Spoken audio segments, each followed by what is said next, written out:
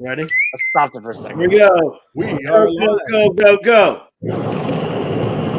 Hello, everyone, and welcome to another edition of America Heals. This is our 17th episode, and we are plowing forward, as it were. We're going to take this time to kind of begin by tweeting to our friends, and I would ask you to like and share and tweet and send and all the things for this conversation tonight. We just decided that this is better than a countdown, and we can watch this all day long. So while we're kicking off here tonight and people are saying hi, hello Ace, hello Jeff, Hey. it's three of us tonight. Woo. Howdy. What is this thing we're looking at? This is the tow plow, apparently run by the Missouri Department of Transportation. So it's a trailer that its axles can kick so that the trailer is actually crabbing sideways and plowing the street. And then do you have the part where it drops into the trail? Yeah, I think it does it here at this next exit. I think it lines up and goes into trailer mode again. This is pretty unreal. It's pretty sick. I'm the master of all useless internet facts, I guess. I know, but the fact that we're sitting here looking at it and I really can't look away, and this is where it turns into the trailer. Yeah. So it Which straightens out the is wheels and just drives away. Oh, that's an awesome move right there. Look at that. Yeah. It's just chugging along. Wow, that's so cool. That was Well, best countdown ever. it's fun to watch, and yeah, right? Lots of countries getting snow right now. Power of the internet where you can look at stuff that really... Here it kicks it back into plow mode here at the start of the bridge. Boom! Swings that thing over there. Dude. That's getting... Plus, truth of the matter is there anything more relevant than this? I mean, moving cold. snow, getting No. shit clear, that's amazing. Wow, look at that. It's thing. metaphorical. We have no snow yet, so I'm... Although we don't want snow, we don't really take care of snow that well. No, you guys don't really do snow. We do it really badly. We are poor at snow not great. in Georgia. That's cool. Snowmageddon was something. I had friends that were stuck in cars for like 16 hours. All right, we got to stop. We got to stop because We I'll gotta do it stop. all night. I will Yeah, not. I can definitely can watch it. cognate while that's on. It's so awesome. Thank you. Woo. Unbelievable. The tow plow. And after a day, I just want to say that today was one of those days, man. Like I've been tuning in and out, kind of coming like up for air once in a while, noticing what's been going on the screen. But the Congress has been whipping ass today and taking care of business in their own world, and it's Congress. So, you know, it's going to last 12 hours, and I'm not getting paid to watch all of it. So I got stuff to do. I'm pretty sure we all do. So tonight we're going to go through some of those vids and just talk about the delicious moments of justice, of things being called out. Finally, you know? Yeah. Yes. Although they really should have been called out a long time ago. That's what I'm saying. It's like bittersweet. It really is bittersweet because you're like, oh, fine, we'll come in and we'll take care of it. It's annoying. So I've decided not to watch. We'll bear the political capital that's going to be cost in order to do absolutely every bit of legislating without the Republicans, and every bit of censuring has to come from the Democrats. They're going to have to force it. But literally, this is like one of the many battles in the Pacific Theater in World War II, where they had to scratch up. They had to land on the beach and scratch their way on and shoot the whole time and be shot at the whole time. And America wins. Actually, America heals when it's being challenged like that. And so today what we saw was a major scratch forward in that process of saying, okay, and I saw a couple of great tweets later this afternoon that were saying, you think this is something, wait till Merrick Garland gets confirmed. This will be this every single day. And so that's why today is such an important day, where it's finally time to pay the piper and to begin seeing the cost, the price tag of being part of this QAnon lie, being affiliated with it. And then, of course, the other piece that we need to get into tonight at some point is to discuss how fast some of these people are now trying to disavow QAnon, maybe give some little real low, connection of some sort of a confession to say like, oh yeah, 9/11 is true after all, and try to believe that that's going to be enough to appease the situation. So that's my kickoff tonight. Jeff, how you doing, man? I'm good. I've got my my Chiefs shirt on here. The coach, you're gearing up, dude. That's awesome. Getting ready. Yeah, getting ready to cheer. My wife actually didn't have her ticket Sunday. I was mistaken. She had gotten a confirmation it was coming, but she did get her ticket Tuesday. So she has her ticket in hand, her hotel. They're chartering a bus between. I guess a little inside information. All of the medical workers will be wearing white masks to differentiate them for the cameras. So when they pan around the audience, apparently everyone else is being supplied other color masks, and the medical folks will be wearing white masks. Cool. Look at that little inside info. All cool and everything. Is it huge? What? The ticket, is it all big and huge? And I think she's just got like the electronic thing. I think she has to show. She has to like show her ID and the electronic ticket to get like her whole packet. Mm-hmm. But yeah, I get the impression it's like souvenir sizes. It's like 8.5 by 11 or something. And it probably huge. That's awesome. Yeah, it'll be good. It'll be good. It's still a little weird to be going from all the way from here to there by yourself, but one ticket really. Did you get hit with snow today or yesterday? No, we haven't had any snow at dispatch. I guess it went north of us. There's a chance of snow Saturday morning, but lately, I mean, we keep getting chances of snow and get missed, but yep. It either stays too warm or it just goes north of us. Did you get any snow in Georgia? No, we don't, and we don't do snow well, so we should not. I hope we don't get. Although we're kind of a weird state, we'll get snow like very late in the game, like super late in the game, and ice storms, and then it'll just come in and just shut everything down. It's annoying. We're not really prepared for snow all that much because we don't get it. Although we do get it every once in a while, it's just not great. But I'm not going to speak for Georgia, but here in Kansas, southern Kansas, we don't get a ton of snow. So you'll be at the grocery store or something. You'll look over and there's a car with like literally tires down to the steel braiding. Because it just doesn't snow really. Yeah. So then when it does snow, you've got people on summer tires, people with no tread left. Because you can kind of can kind of ride that line, here without too much risk, but then you get bit. I didn't even know there were different type of tires. It's not. Well, if you keep driving them long enough, is what he's saying. They'll wear down to cords. Oh, yeah, if you wear them down far enough, you get down to the steel braiding. But there's all seasons. There's sport performance type, and then there's snow tires. And in Omaha, I had snow tires on my Subaru, and they were awesome. I mean, they were really good. But you probably basically are running all seasons in Georgia, maybe a little bit of a sport style all season. Something like a Continental Extreme Contact, that kind of tire. Anyway, that's what I have on my Flex. It'll do all right in a little snow. I don't need to go far. I don't need to go anywhere now. I mean, if it snows, I'll just stay home. Where do I need to go? Yeah, right? And we're more prepared to stay home now. Yeah. It's not an issue for us. Really, one more day I get to stay home. I go pick up groceries every 8 days. And if I had to extend that 4 days, I could, no problem. No problem. We're like I thought it was interesting. There was a couple of doctors and Fauci were talking. I don't remember who was who, but a picture of what came up of what the step down is going to look like came up, which I thought was interesting. I hadn't really heard before.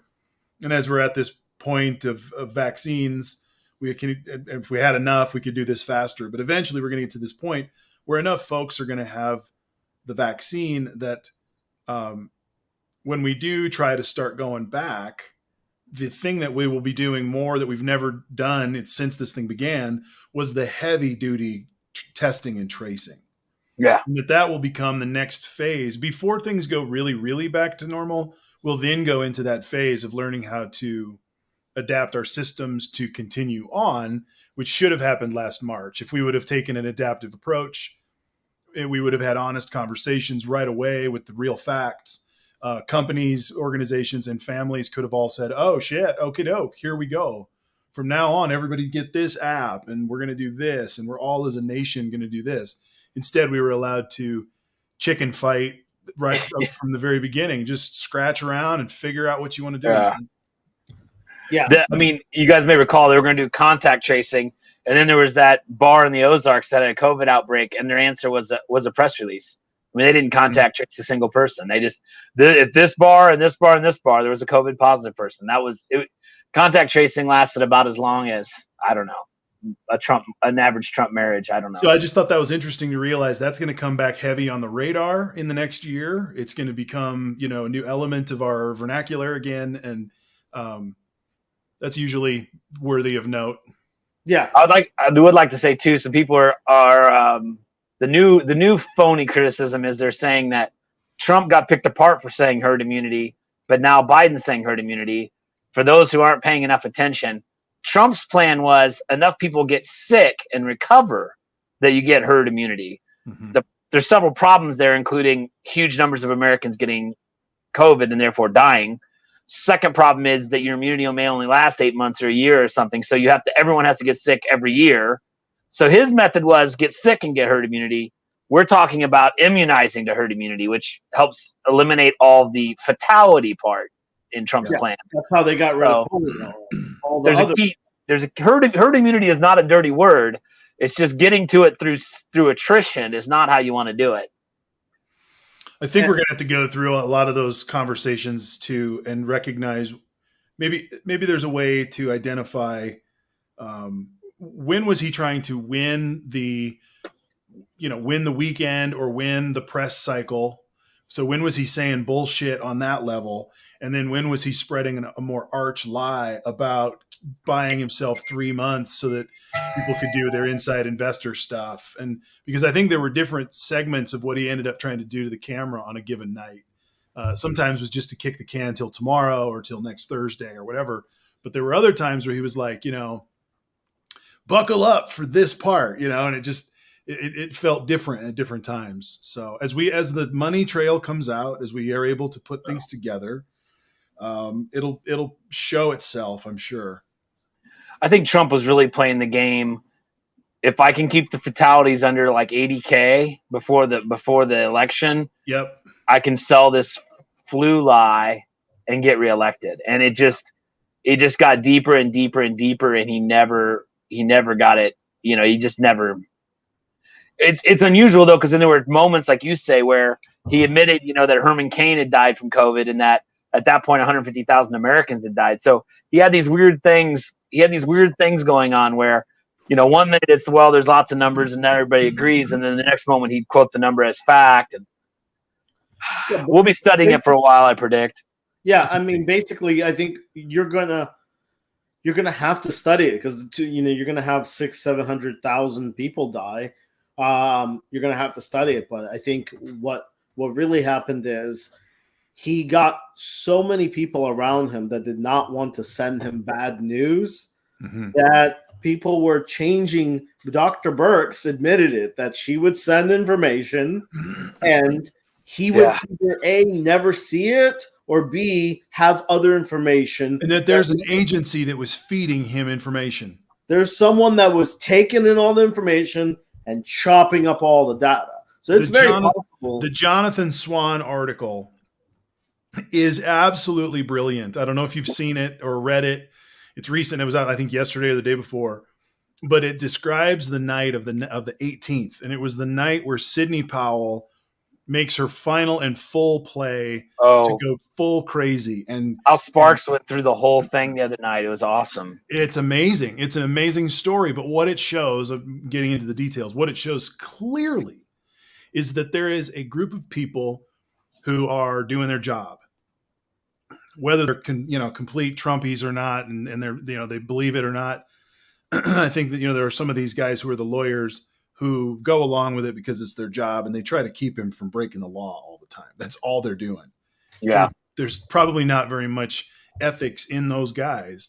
But then there's there's another group, and there's an equal amount of them that have access to the president, and they are just people who just come up with whatever crazy theory that Trump wants to hear. And it doesn't matter who the hell they are. And in this meeting, the guy from Overstock.com is in this meeting. They'd never met before. They'd never met Trump before. But he comes in and he plays a pretty critical part.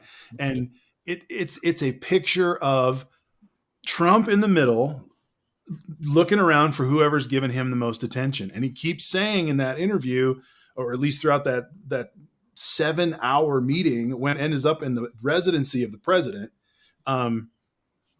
These guys are at least giving me options. You guys aren't giving me any options. And he just kept looking for somebody to feed him his bullshit line. He couldn't face the truth.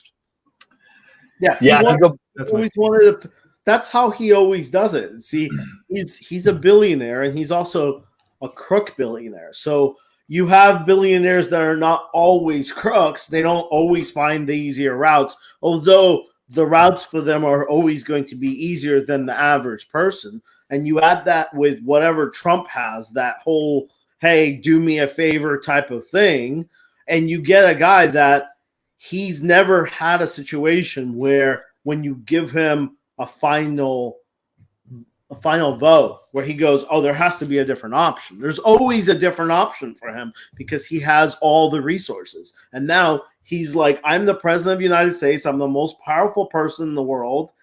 I lost an election, and you don't have another option of redoing this thing and keeping me in power. Yep. And unfortunately, in a democracy, there's only really one option, and that is a coup. Like, that's what they told him. They said, well, there is another option. It doesn't really happen in countries like America, but, you can go to other countries and they coup, and guess what? You do a coup. If you win, you stay in power, and if you lose, you won't be president anymore, and you'll go on your own. You'll be fine. Nothing will happen to you. Well, and part of what happened today is the beginning of the United States system. After the election, the election had a date, and the inauguration had a date, and the certification of the electors had a date, and those are pieces that were absolutely set in writing in an agreement by we the people. And he can't negotiate around those things. Joni Ernst, Cory Gardner, Rick Scott, Marco Rubio, Ted Cruz could not waffle. I could keep going on that list. Could not waffle and get around and help him figure out a way to get past those dates. Right. And that's all we had. That's literally all that saved us. Was a non-negotiable date. Yeah. How simple process with dates and events. Yeah. I mean, I would argue it wasn't just, it was the process, and the process happens. It doesn't matter if you disagree. But yeah, I mean, we again, if he had been a little more diabolical, a little smarter, we could, who knows? I mean, we obviously got very close to that timeline shifting or changing or something. But luckily, I think honestly, we probably owe Bill Barr a thank you. There's probably several people that were just like, I'm not doing anything you're talking about. None of that's going to happen. This is, you didn't get reelected, and I'm out of here. And that expert thing, several people quoted that Trump, he kept his mornings always open, and they'd have a meeting with them. They'd have a meeting with them one day, and the next day they'd meet with them at 1 on something like global affairs. I believe it was Bolton that made this point first. They get back to meet on North Korea, and he's got some crazy plan that somebody's obviously fed him in the morning. He's been on the phone with somebody, and everyone says he was very influenced by the last person he talked to. So he obviously liked this Mike Lindell guy. He obviously had this like pocket of people that he listened to. I'm sure Roger Stone was in there somewhere when he wasn't in jail, and yeah, so he just listened to these experts and then come in with something. Several people have said he'd show up every day with a whole new plan. They said it was just exhausting. You couldn't keep him because, again, you were fighting with these people that you never even saw.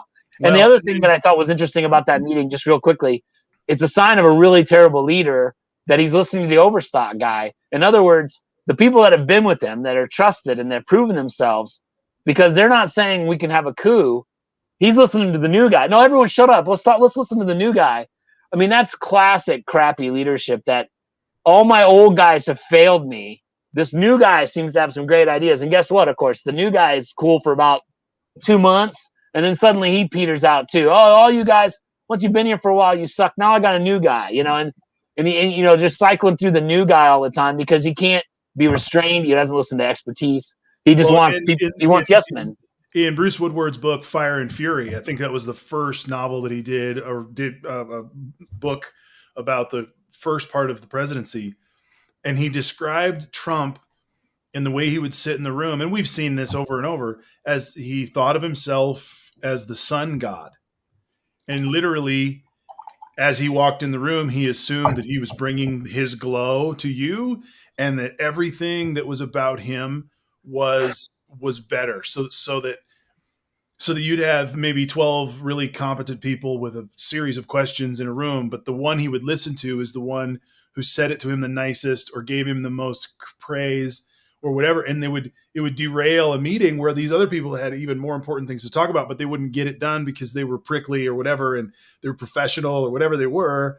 And it was really causing like the first part of the administration to just not get stuff done on top of other things. But his personality never ends. No.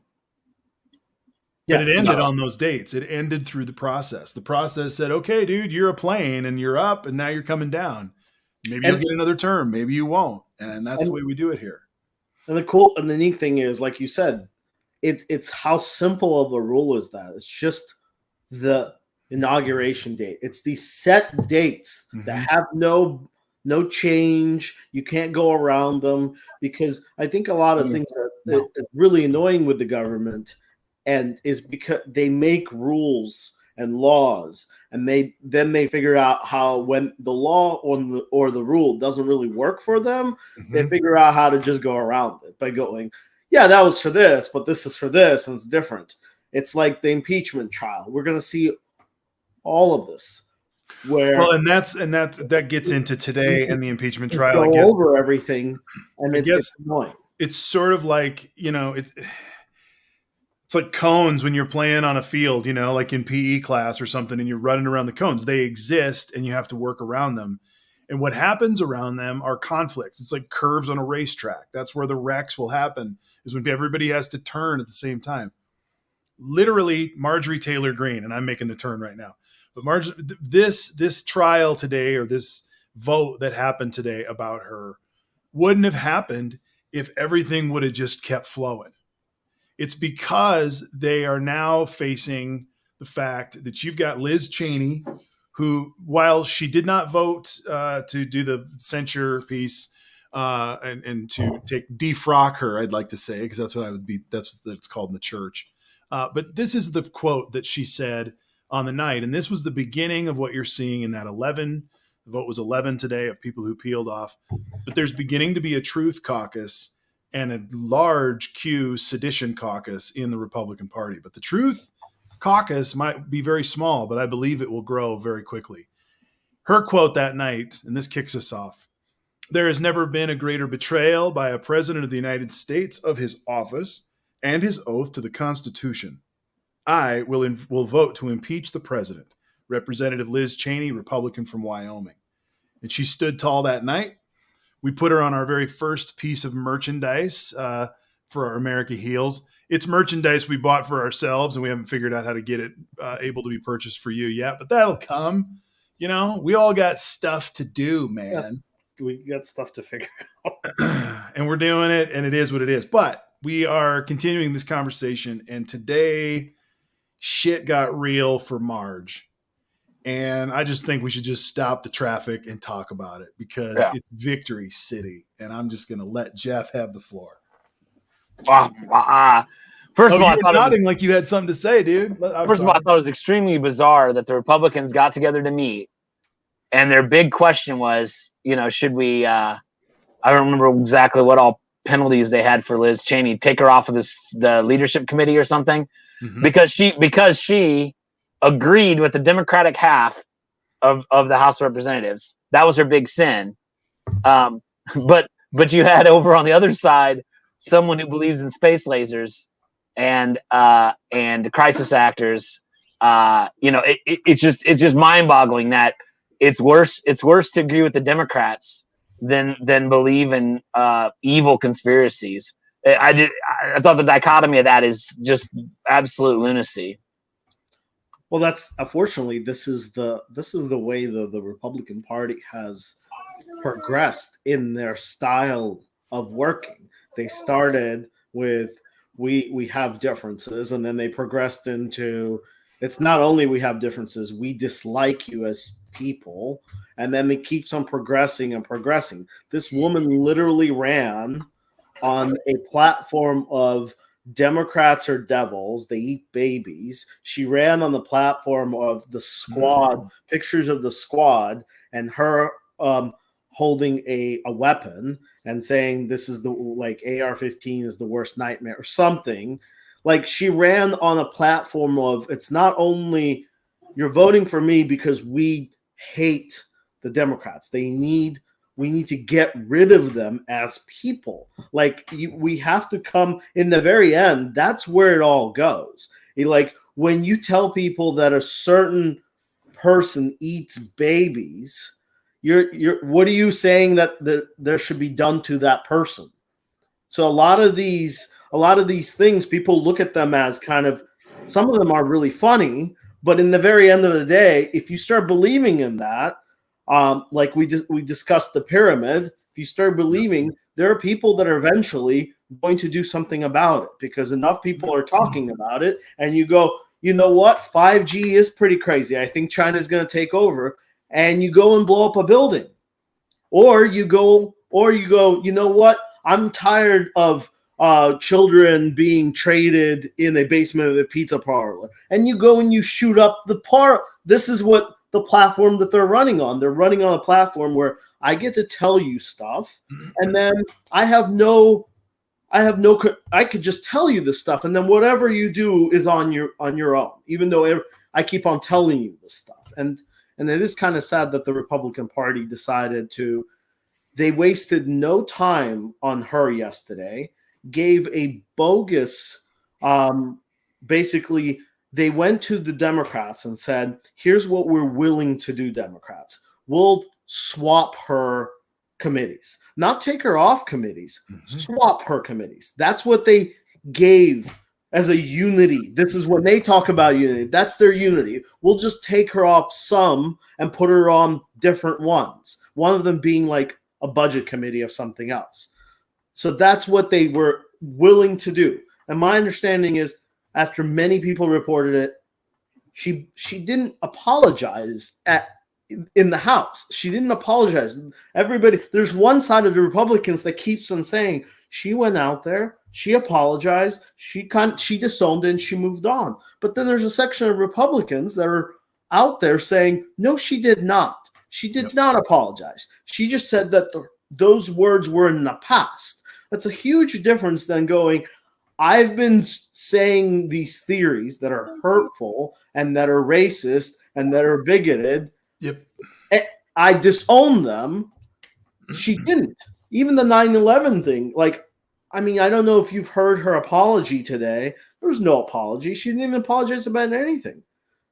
And so the question I would ask, and I think this is the question that needs to be asked of every one of the people who voted to support her or to not vote her out of those positions of power. From this point on, I think we need to make famous assholes out of any reporter who begins an interview with one of those people and asks them a series of questions. I would stand for one would be fine, but to ask them, do you believe in 9/11? I mean, you can't give them the same respect as you can a regular politician anymore, because they're still the base of people that's still harboring the game playing, the cash playing of these conspiracies that are now just trigger points.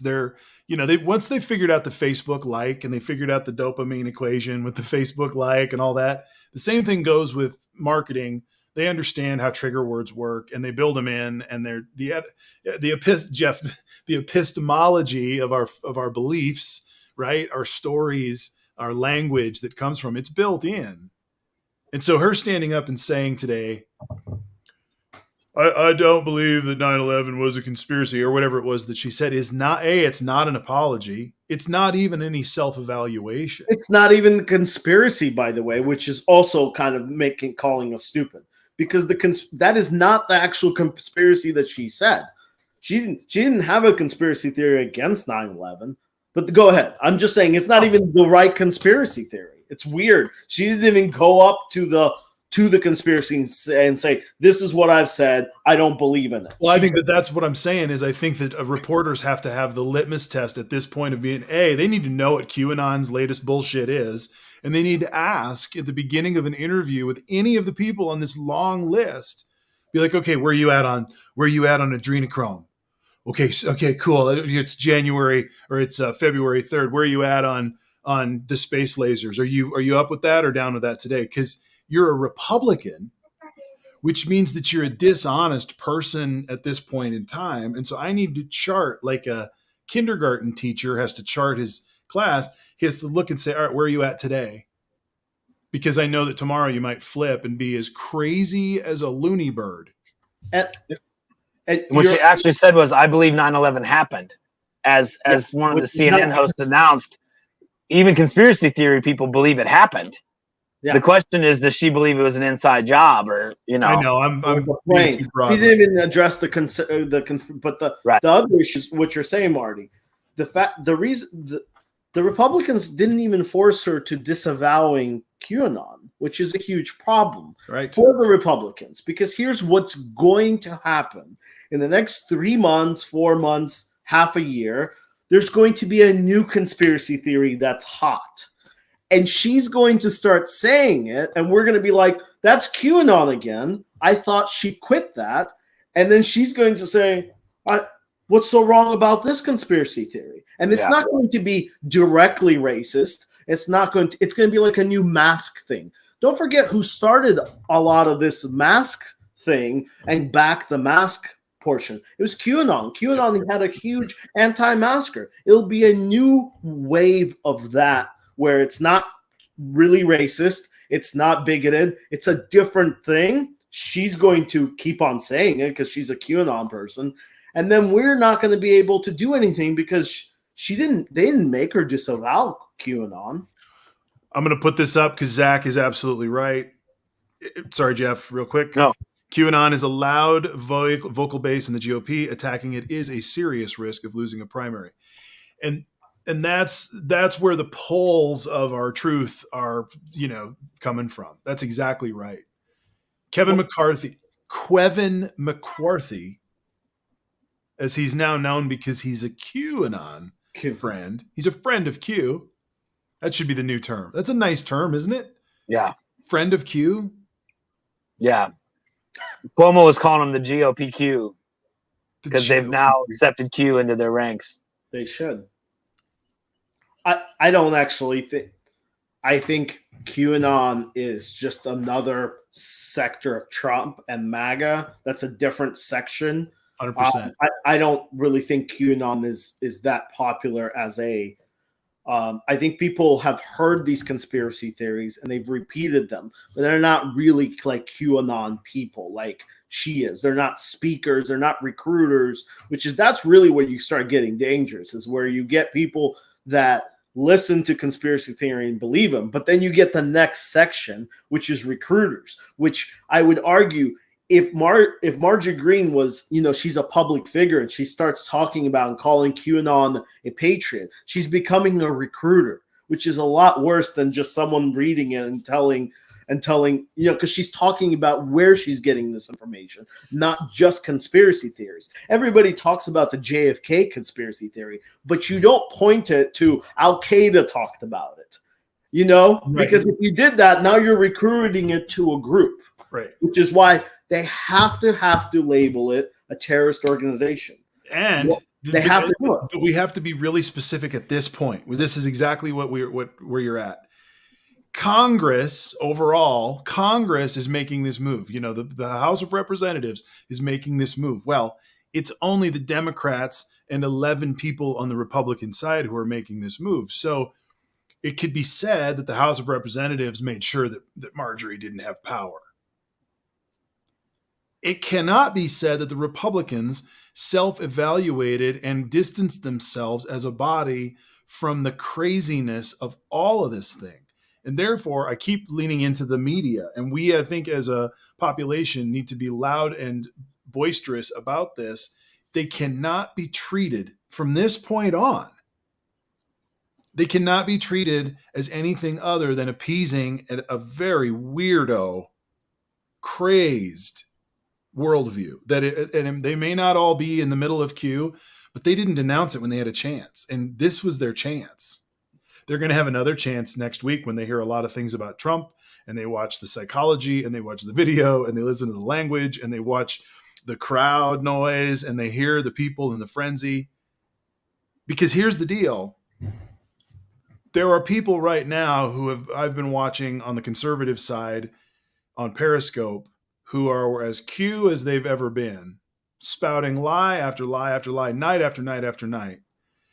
And they now they want to disavow Q. Well, it was that much Q. That's one piece of it. But they want to be able to move on and be treated with the similar respect. And some of them were, some of these people were at the literal march. Right.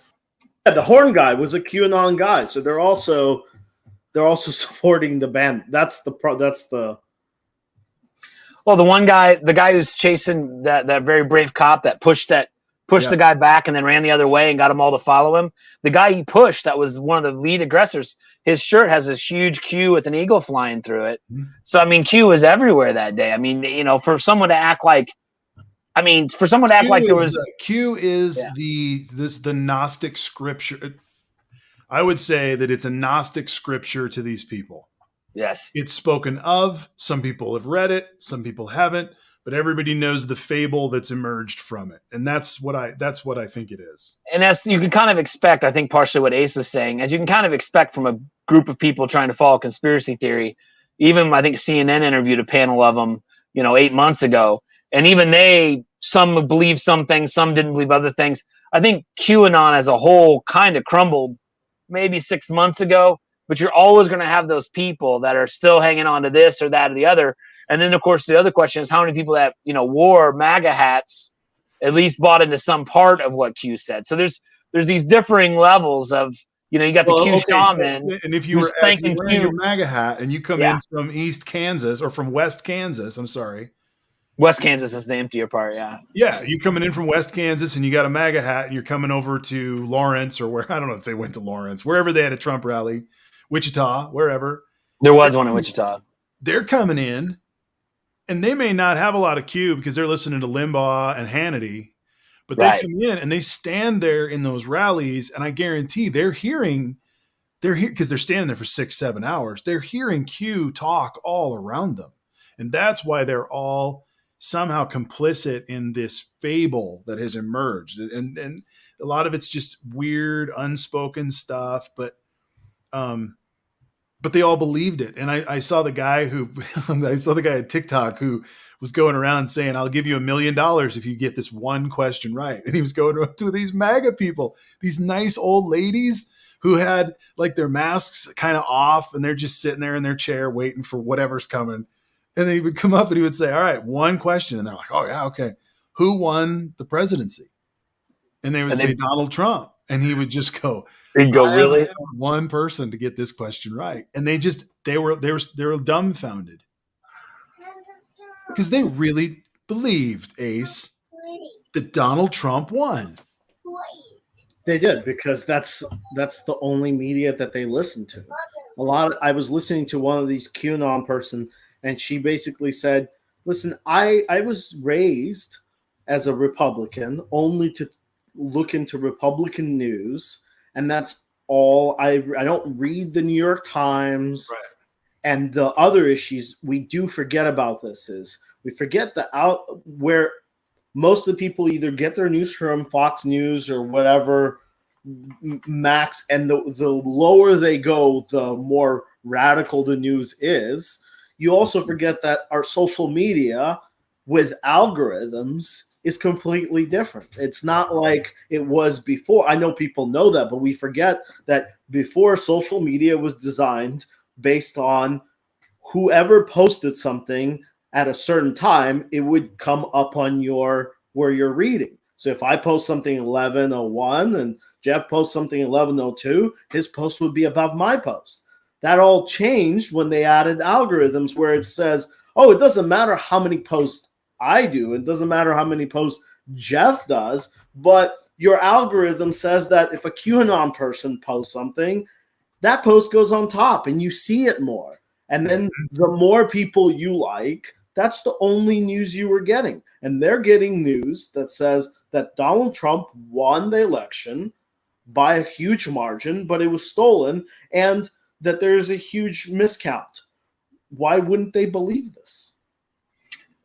It's also the cable news, that with their bias, when I was a kid, the president came on TV, it preempted all the network channels. They maybe gave you a quick intro. Okay, the president's going to speak. The president would speak for 40 minutes or whatever, and they'd come back and say, thank you for listening. We'll cover this on tonight's news.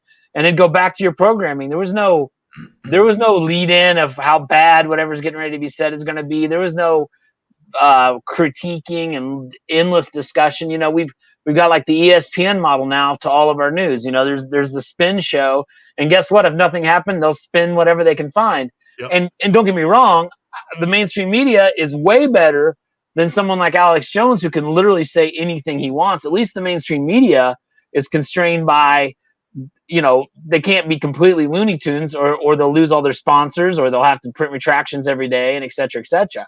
But the full-time news has definitely changed the complexion of how we process things also.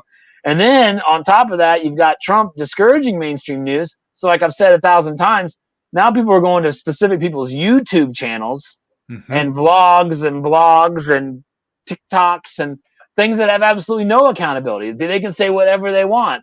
And so when you get the bigoted style of government we had, plus completely denucleated information, whoever's on the internet talking about how Democrats are all reptile people, as ridiculous as that seems, that you could try and convince people that half the voters in America are truly evil, there's been some success to that, and it's wild. And we on the left would never fall for that. If you tuned into CNN and they said Republican voters and their evil ways, they're trying to destroy America, we'd all be like, what is this crap? Like, you really honestly don't hear the same thing from the left, even though the right claims it. It's just not true. That no one, as much as the left news was critical of Trump, they never called him evil or a bad person. They just said, we can't tell what his plan is here. It seems like we're not working towards a goal. It was never evil, bad, they bad, we good. I mean, I don't know. I think we've definitely learned a lot over the last, say, 6 years. Sort of started, I guess, with Benghazi. Everybody had their own story about Benghazi, and then I don't know. It's just gone round and round and round. And I think the other issue that you have is because the Republicans in the beginning had only Fox News, the one, and then they started breaking off with more news. What that created, and I have a couple of friends that are really big Trumpsters. They're less now, but which is good news. But here's their reaccount. They think that the way the news networks work is it goes like Newsmax is far right, then Fox News is center, then CNN is far left, right, and then MSNBC is not from this country; it's from Cuba. Probably because they're from Cuba. Yeah, that makes sense. They might as well be, right? Yeah.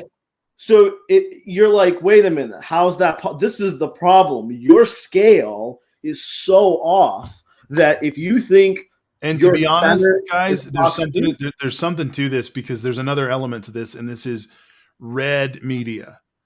That on that scale, if you're coming from that other side, there's not a lot of reading.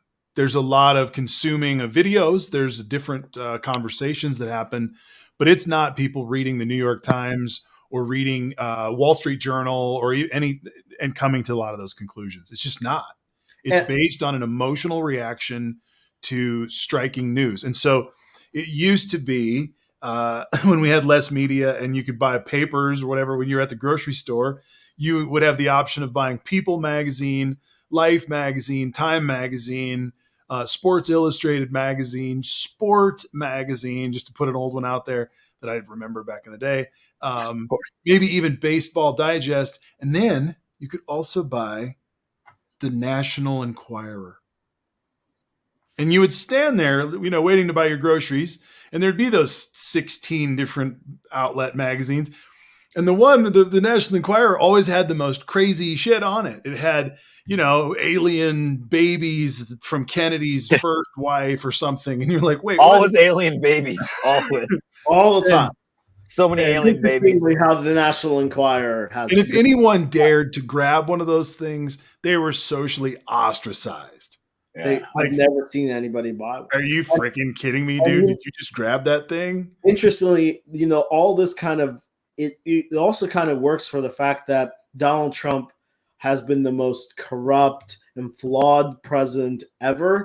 Mm-hmm. So basically, if you are a Trump supporter and you're looking for truth, if it was any other president, there wouldn't be scandals on top of scandals every week. When you go to CNN and you're like, all they do is bash Trump. But that's not because they're bashing Trump to bash Trump. It's because there's scandals on top of scandals on top. You can't even find a time where you're like, oh, well, good news. He's not locking up children in cages today, and he didn't tweet something crazy. There was no days like that. So he was the guy.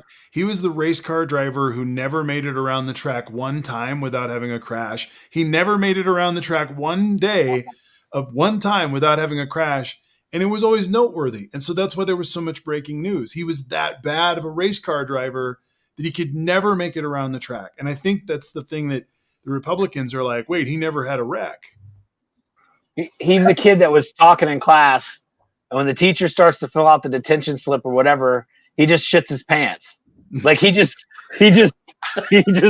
every time he did something stupid, about the time everyone was like, I got you now, he'd literally kick someone's cat, and we'd all go, well, you can't kick cats. And it was just literally every day. He was welcoming himself every time. And sometimes we need to make a list of all those things. I think we did. But because what's going to happen now is Biden's going to do something and the Republicans are going to be like, oh, blah, blah, blah, blah. And we're going to be like, that. Look at this. We have a list of like 50 really bad things Trump did. And now you're upset that Biden, I don't know, has a black servant at the White House. And you think that's hearkening back to a bad time in American history versus, Trump calling dead military soldiers suckers. Those two things are a stratosphere apart. I think that's why today is such a flag in the ground kind of day, where the Democrats said, okay, Republicans had your chance yesterday to talk to Marjorie, to get this out, to say, listen, we're gonna strip you of your power, because that's what this is about. She lost power today. She lost power that had been given to her, and the Republicans decided that they didn't want to have that honest to God meeting and have the truth come out. And so, and that's a painful conversation. It's painful for a lot of them. And it goes back to what Zach said, Mr. Clean said earlier. They're scared to go home and have Marjorie come out on an ad and say, they weren't with me when the times got tough. Believing that if QAnon and this group and the MAGA folk are allowed to continue with the party because they believe that Donald Trump is still the face of the party. And that's the best part of this whole fucking thing. This is what I said, if you recall, right away about the potential for this impeachment trial, is that they're going to be married to Donald Trump this whole time. And there's a lot of them who are going to want to be. And I'm already hearing congressional campaign managers who are freaking their minds out. They are in so much trouble. Yeah. I heard Scaramucci say he thinks that the left half of the party is going to have to break off from the right half. So you'll have the QAnon freaks and you'll have the left half, and it'll hurt them for a generation, is what he said. I think he's right on that. The one thing we need is that Lincoln Project, that reasonable Republican group, has to start getting as loud as the QAnon side, And unfortunately, with QAnon just kicking indoors, it's going to be a while. But I think there will be a time when the Koch brothers of the world and these others just start saying, you're not going to get any money if you keep backing this Trump character. I think we saw something tonight with Mitt Romney, which could be a clue, because I think where you're going to see them actually go into action is you're going to see a surprising amount of Lisa Murkowski types saying, hey, we'd like to sit with you at the policy table. Mitt Romney tonight wants to add $3,000 per child, I think a tax credit for every child in America that he wants to add to this package. He's like, we need to make sure people who have families have $3,000 per kid. Which is, I mean, that's what I think you're going to start to see these non-MAGA, non-hardcore Republicans start to say, you know what, we'd like to get in on this caucus too. And it takes it away from Democrat Republican and it builds a winning coalition that could start pushing. I think there's a trend there. I'm going to call that and say what Mitt is doing is a beginning of a response to the politics of MAGA. Although we got to watch out on that bill. There's a lot of word going around that it's actually like a Trojan horse bill, which would be a problem. Essentially, what Mitt might be doing is he might be getting rid of other policies like SNAP, defunding them, because don't forget, the bill that they're about to pass is a budget bill. It's not an addition bill. So basically, they have to still balance in budgets. So the word is that Mitt might try to defund SNAP, other programs, and then say, using that money, we'll put it in this child tax credit. Okay. What that will do is these programs will go away. We won't have them after this credit. And then we come out of it and you don't have SNAP. It's defunded. So we need to look at that language, because I'm starting to go, wow, that's a great bill, Mitt. And then I'm reading into it and it's like, oh, he wants to like get rid of SNAP, which is kind of a little bit of a problem, because if you don't have a job, the tax credit is not helping you. Yeah, for sure. Yeah, the people, by the way, that voted for, I've got it on my screen share, but the people that voted, the Republicans that voted to strip green of our committees, they're from Florida, Pennsylvania, Florida, New York, California, Illinois, New York, Florida, New Jersey, Michigan. So you've got something like 2/3 of those are from pretty solid blue states. So you're a Republican rep from a purple state. Yep.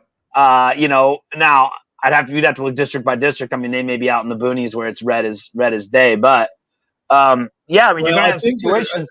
There's going to be senators, truthers, right? They're like, this is the truth, that she's full of shit. She lied. And then there's this other group of Republicans that we're going to have to watch. And they're the Liz Cheneys who did not vote truther today. She did not step up today like she should have. No, she did not.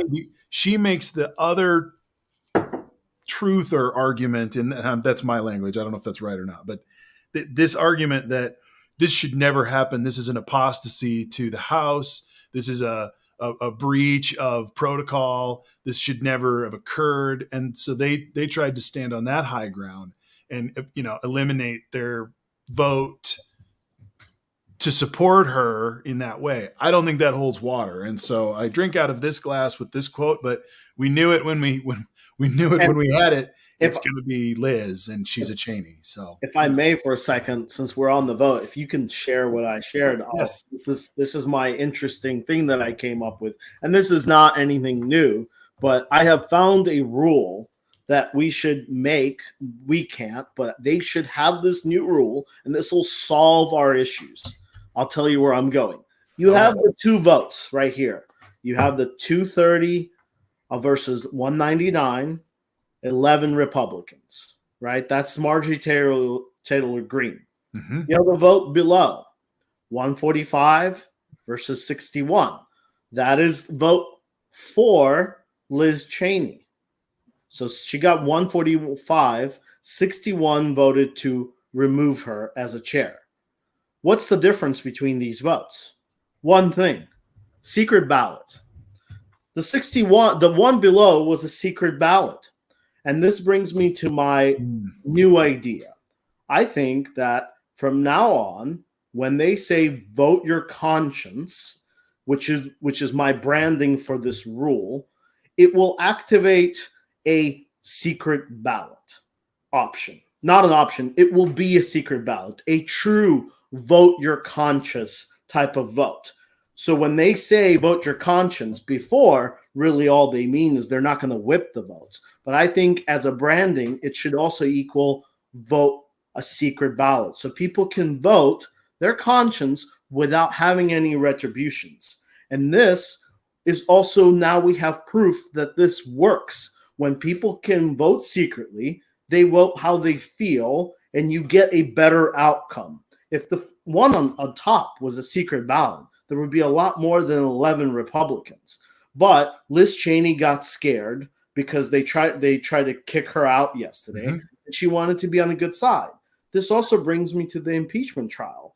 This is another proof that we should have more secret ballots, because not only is the argument that people will vote their conscience, and when you say it, they mean it, but this is also a safety protocol. You just had a whole bunch of people try to kill Mike Pence because he went against the United States citizen. How else would you feel if you think these senators are not thinking about these QAnon nutcases trying to kill them after they vote to impeach, to convict the Trump? Of course they will. That's why. Don't you think though that if I think there's got to be a difference, because like if the Republicans were allowed to just do a secret ballot, I don't think that more of them would do the right thing. I do have a provision.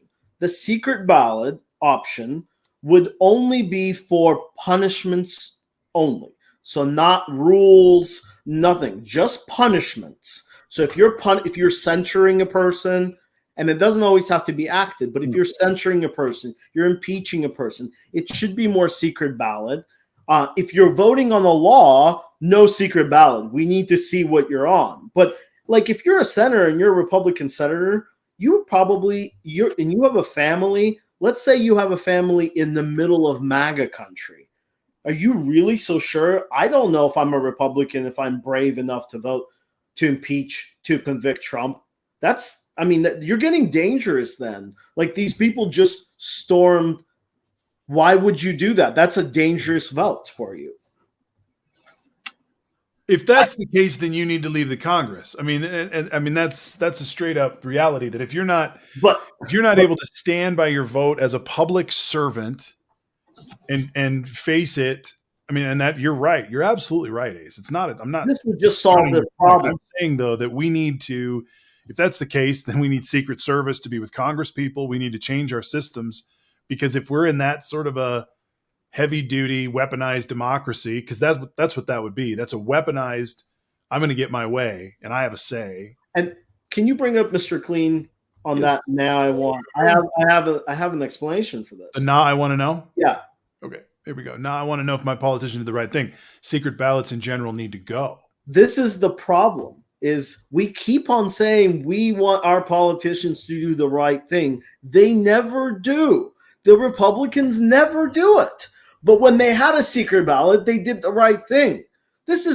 We can't keep on pretending that the world isn't what it is. And the fact is, these people are either too afraid to vote against their own because they're going to get criticized. Look at Liz Cheney. They try to take her out because she voted her conscience. Mm-hmm.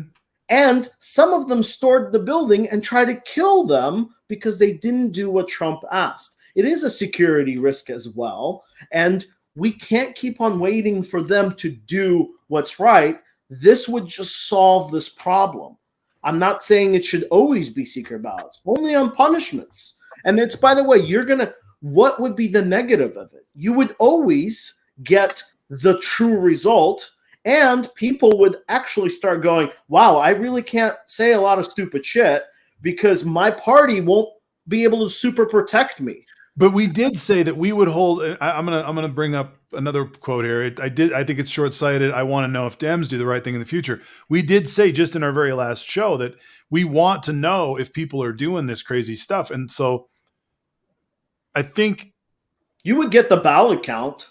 I think you'd up corruption dramatically. I don't think you can do secret ballot broadly, because then I can just be bought. You could just buy my vote. I vote some ludicrous way. Can you imagine how many votes you would have to buy? But I mean, you could, because I know I'm not going to be held responsible. Right word. I think what we're also dealing with here is the fact that people do not have a sense of righteous fear, and I think that tougher domestic terror laws with much tougher sentencing, we do not have domestic terror laws in this country. We don't have them. We don't have them. Yeah. and it's a problem because we can't arrest people for instance, threatening people's lives on Periscope. There's no law against that. Now, I'm all for free speech, but to threaten the franchise of my life on the social media should not be without some form of aversion by the law. It's also not. I mean, the free speech thing does not. Everybody always throws that in as the bomb of all bombs, and they go, "It's freedom of speech." It's not. That's not what freedom of speech is. You can't talk against. You could talk against your government, and they won't come and arrest you. You can't. We have a lot of restrictions what we can and cannot do in public, Right. all the time. You can't. I'm on Twitter. If I say something, they're going to ban me. It's a private industry. The whole freedom of speech thing always gets thrown there as a blanket, and it's really annoying. Well, I guess this is, and Paul's coming in for the dunk again. Yeah. Canada just declared the Proud Boys a terror organization, and Jeff, you're rising up. I used to work in cubicles. I'm used to prairie dogging like that. Well, think about this. Prairie dog this thing, man. I mean, dude. There's two forms of prairie dog, and I'm talking about the cubicle one. That's awesome. Canada just declared the Proud Boys a terror organization. Holy hand grenades of Antioch, to quote Monty Python. Yeah. That's a big deal, dude. That changes the ball game, doesn't it? It does. Changes how they go to bed at night. And yeah. And to wrap up Ace's point too, freedom of speech is not freedom from consequences. Freedom of speech means you can't, you go out and say, I think so-and-so would make a bad mayor. They can't arrest you for saying someone would make a bad mayor. You might lose your job because you work for that guy and he doesn't want to keep you as an employee because you've said you think he'd be a bad mayor. But you won't be put in jail for saying that someone will be a bad mayor. You're not in Navala in Russia. Yeah. That's no freedom of speech. That's right. He's in prison. And people have to be also very careful, again, in my example, when it collides with employment. For example, you have every right in America to be a Klansman. Obviously, it's a poor decision on your part. But what you can't do is go to work where I'm paying you by the hour and start talking to your coworkers about why you're in the Klan and why you think they should join. That is not allowed. That is not allowed. So, people sometimes get their wires crossed. Freedom of speech. For example, people have lost their jobs because they were government officials that were saying hateful things on the internet. Well, if your job is to sit in a public building and marry people, and you've decided to personally attack Michelle Obama's ethnicity, that's going to be a problem when your job is sitting in public and interacting with the public. So people just sometimes don't seem to quite catch that your employment is a much different thing than your freedom of speech. Paul, I've been hearing, I've read this too. I've been hearing that more about the Alberta oil country. I've been hearing more and more about the incredible wealth of people on those oil sands up there in Alberta and what it's doing to the incredible rise of right-wing. Guy, all of a sudden you're worth hundreds of millions of dollars and you can put a compound together and you can buy all the guns and you can keep people off. And there's all sorts of racist stuff going on up there. So middle of nowhere in Canada is a potential North American hub. It's not very far over the border from Montana.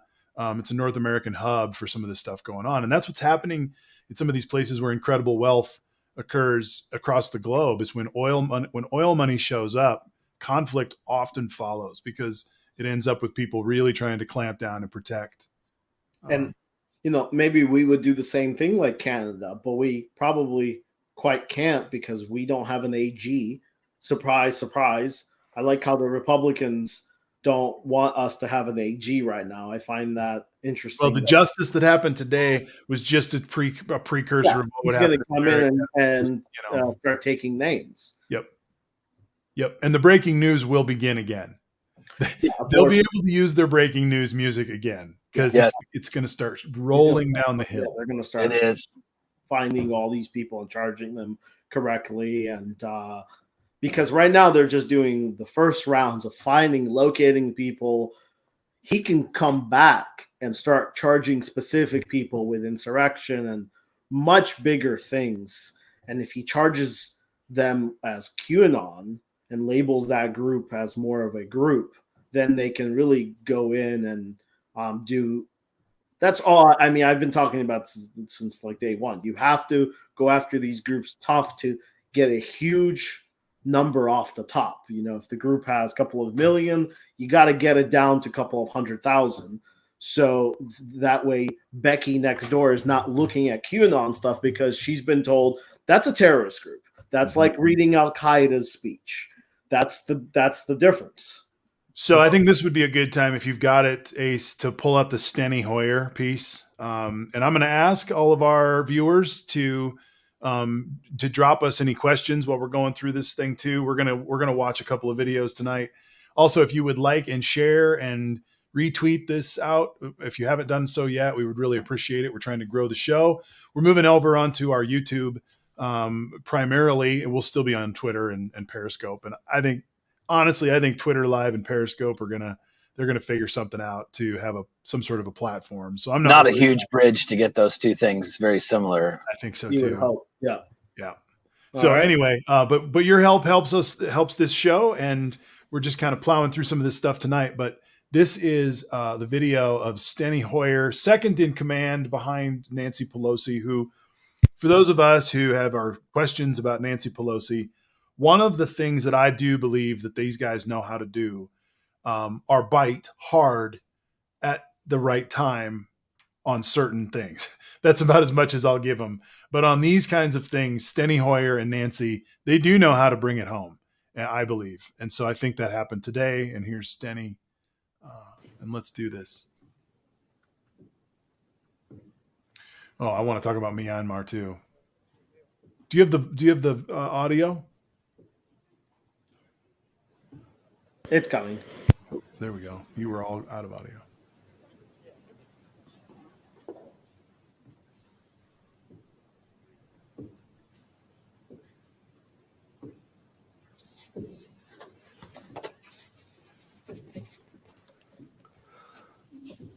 I heard about motherhood today. 2 of those women, between them, have 6 children. They're mothers.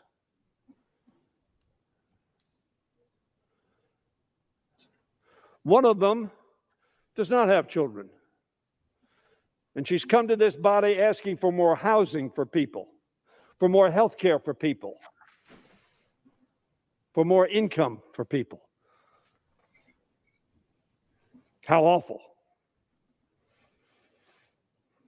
And they're not the Squad.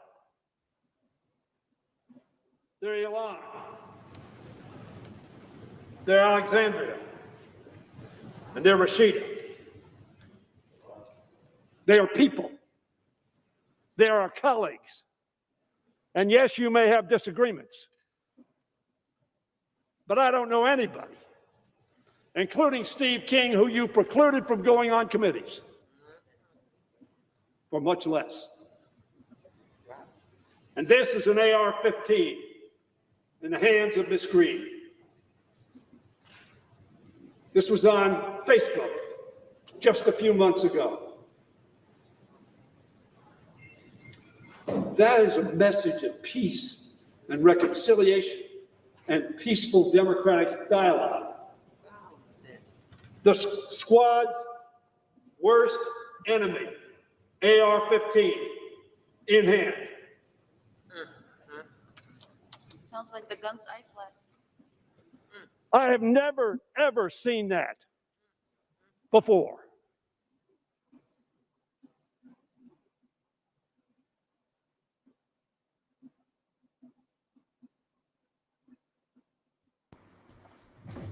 That was a short clip because he talked for 17 minutes, but I have a couple more. Nope, Marty, you're muted. He went on to beat their ass for about 5 more minutes, and it's worth finding if you want to watch it. It is a straight up takedown, and it doesn't stop, and he doesn't relent, and it's what people need to see. It's what we need to see are some cosmic truth moments of saying, you guys ran a campaign on what was going to happen on January 6th. You ran on taking these people out, on killing our government. And you're still supporting killing our government because you won't stop it. You'll let the Democrats do the dirty work and stop it. You'll let 11 Republicans stand with them off to the side and feel like they're doing something. But the rest of the Republican Party are dirty dogs.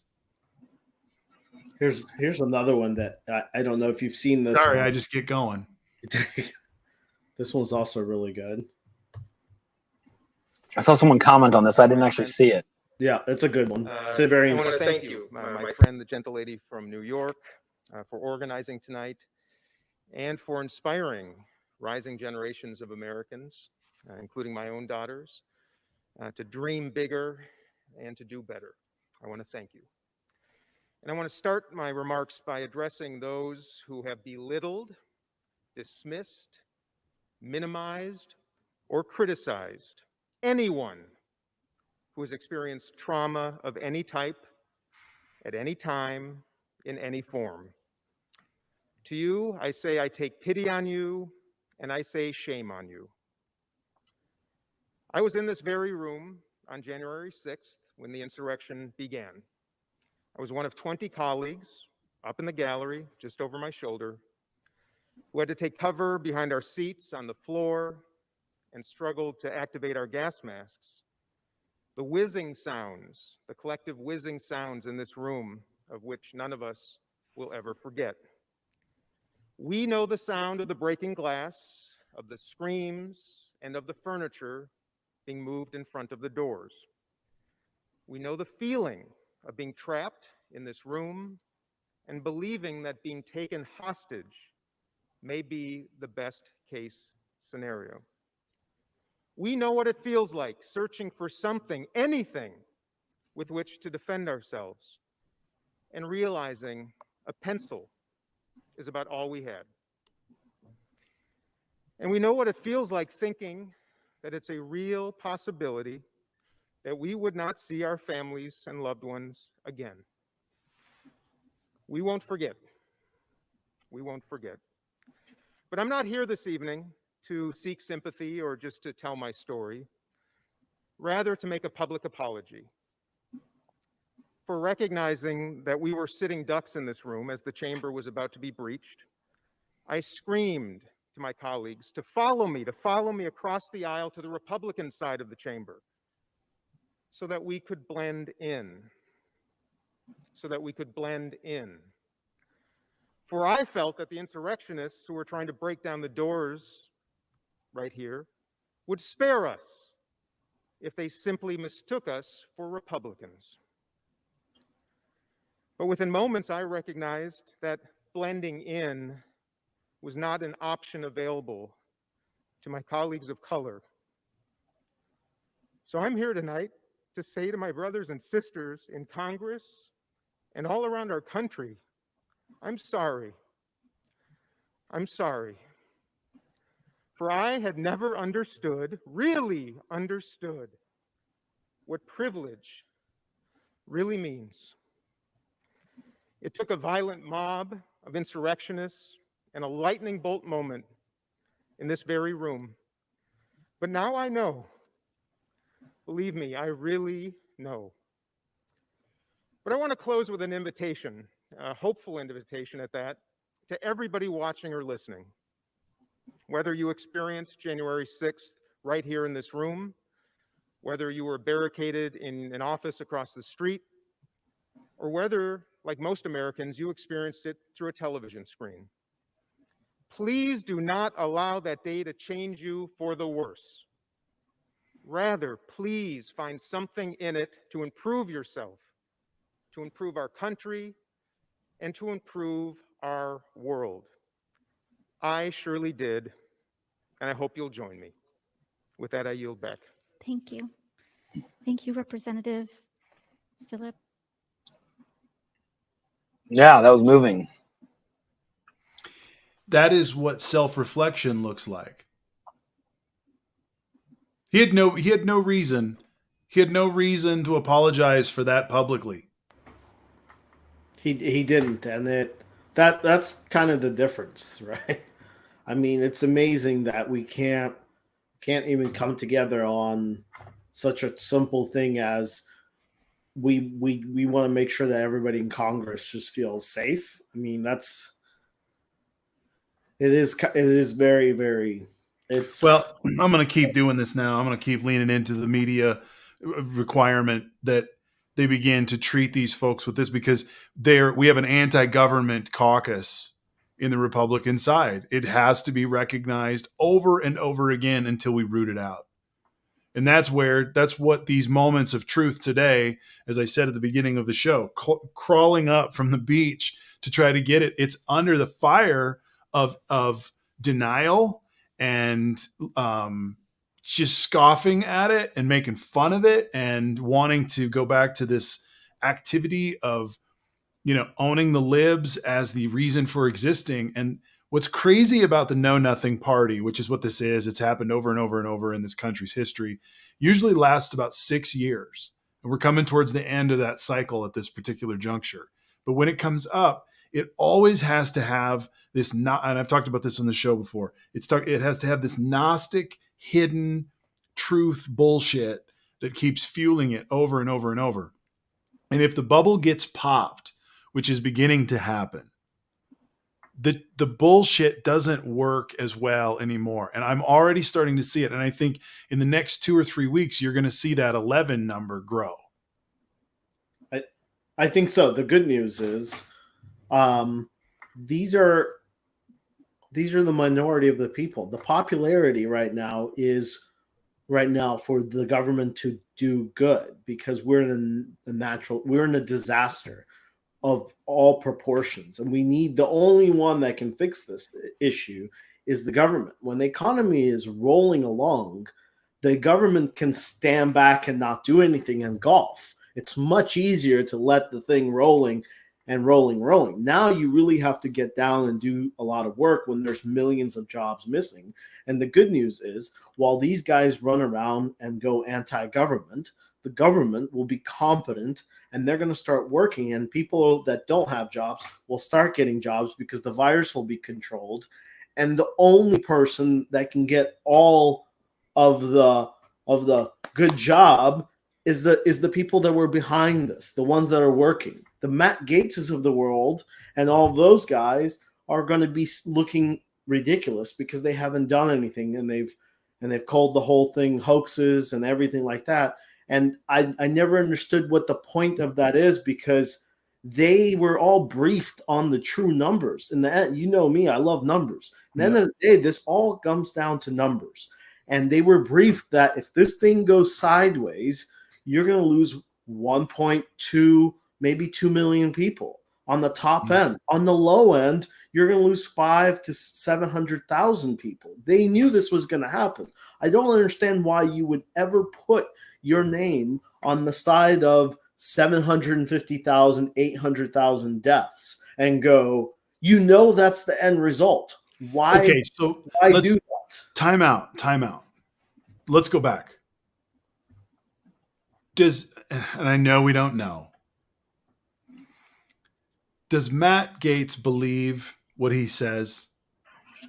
No, of course not. Are you sure? Well, Matt Gaetz outed himself, because Matt Gaetz, one of the best out of yourself is Matt Gaetz went to the public, or he went on Fox News and basically said, ever since Twitter did their purge of QAnon people and all these purges, which were QAnon, I lost 20,000 followers. I got hit. Does Marjorie really, does she really not think that some international conspiracy started forest fires tonight? I mean, when she's laying in bed tonight, did something change in her mind, really?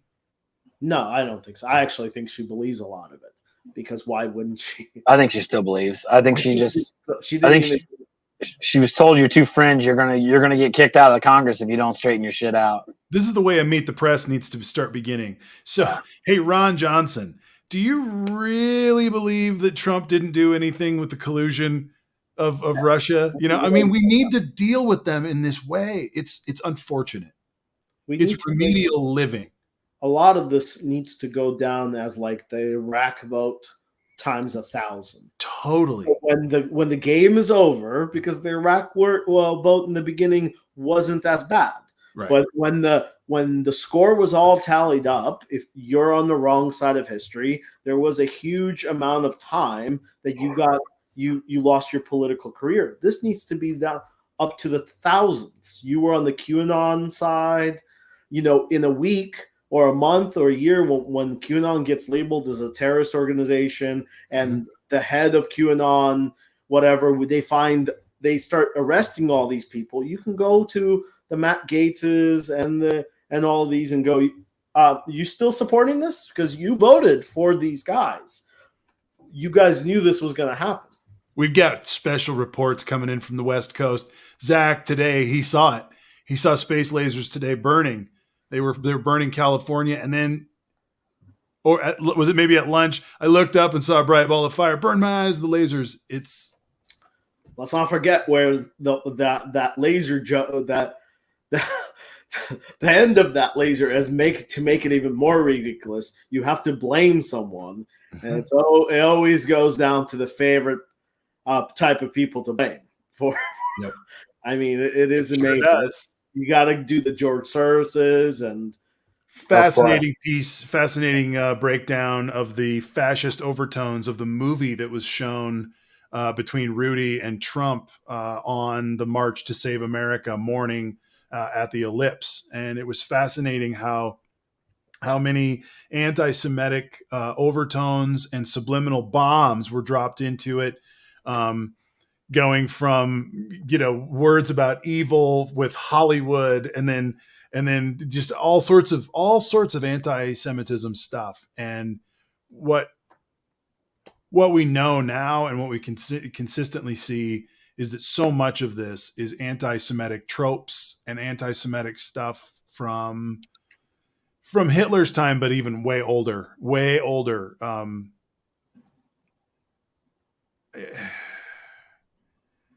Did you notice in this last election, nobody talked about caravans?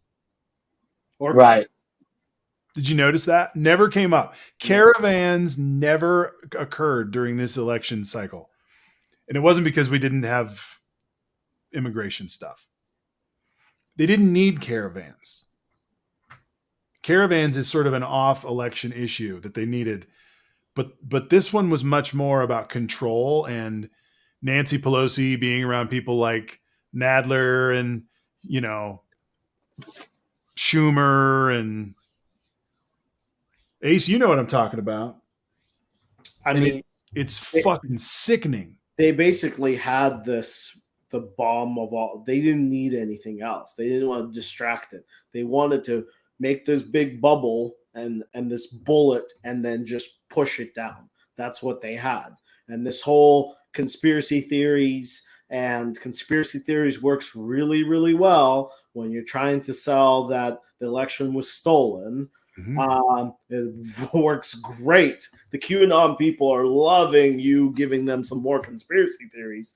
They didn't need the abortions that was not talked about, the guns, the care of first election I've ever remembered. No gun ads, zero gun. Honestly, there were very few issues from the Georgia, right. No gun ads. I mean, do you that's right. Ridiculous? No, that's crazy. 2 senators, no gun ads. Right. Trump ran on I'm winning and I'm not a Democrat. That's all. I mean, he had no platform. He was. I mean, what was his big go-to? Reelect me so I can. Yet his people were so fulfilled. What were they fulfilled by? Visions of full control.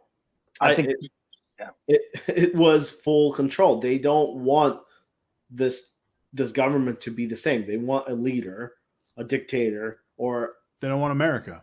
They don't want America. They're not interested in that vote because they got the vote.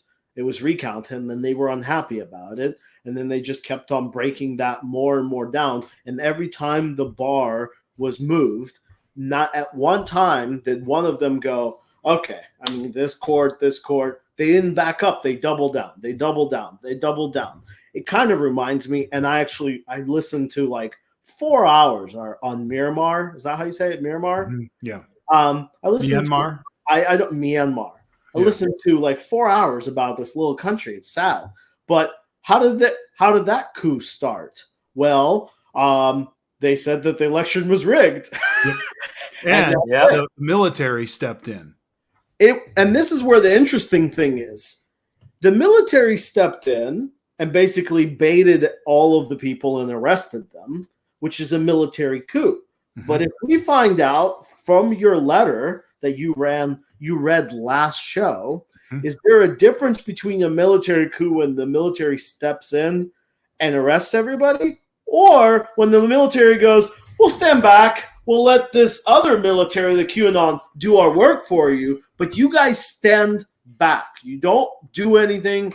You guys do your thing, we'll stand back. And then when whatever happens, we'll come in. Isn't that also kind of a military coup? It's a bit of an operation with organization. A little bit of an operation. When the guy that runs the whole thing sends out a letter to everybody, says, don't do anything without my permission, and then he does nothing, which is the question. I would fully understand if he put that letter out and he said, I want this thing to be so secure, I don't want anybody bypassing, and he locks down everything, then I would go, okay, that's fine. He wants full control. It's a little bit different when you take full control and you don't do anything.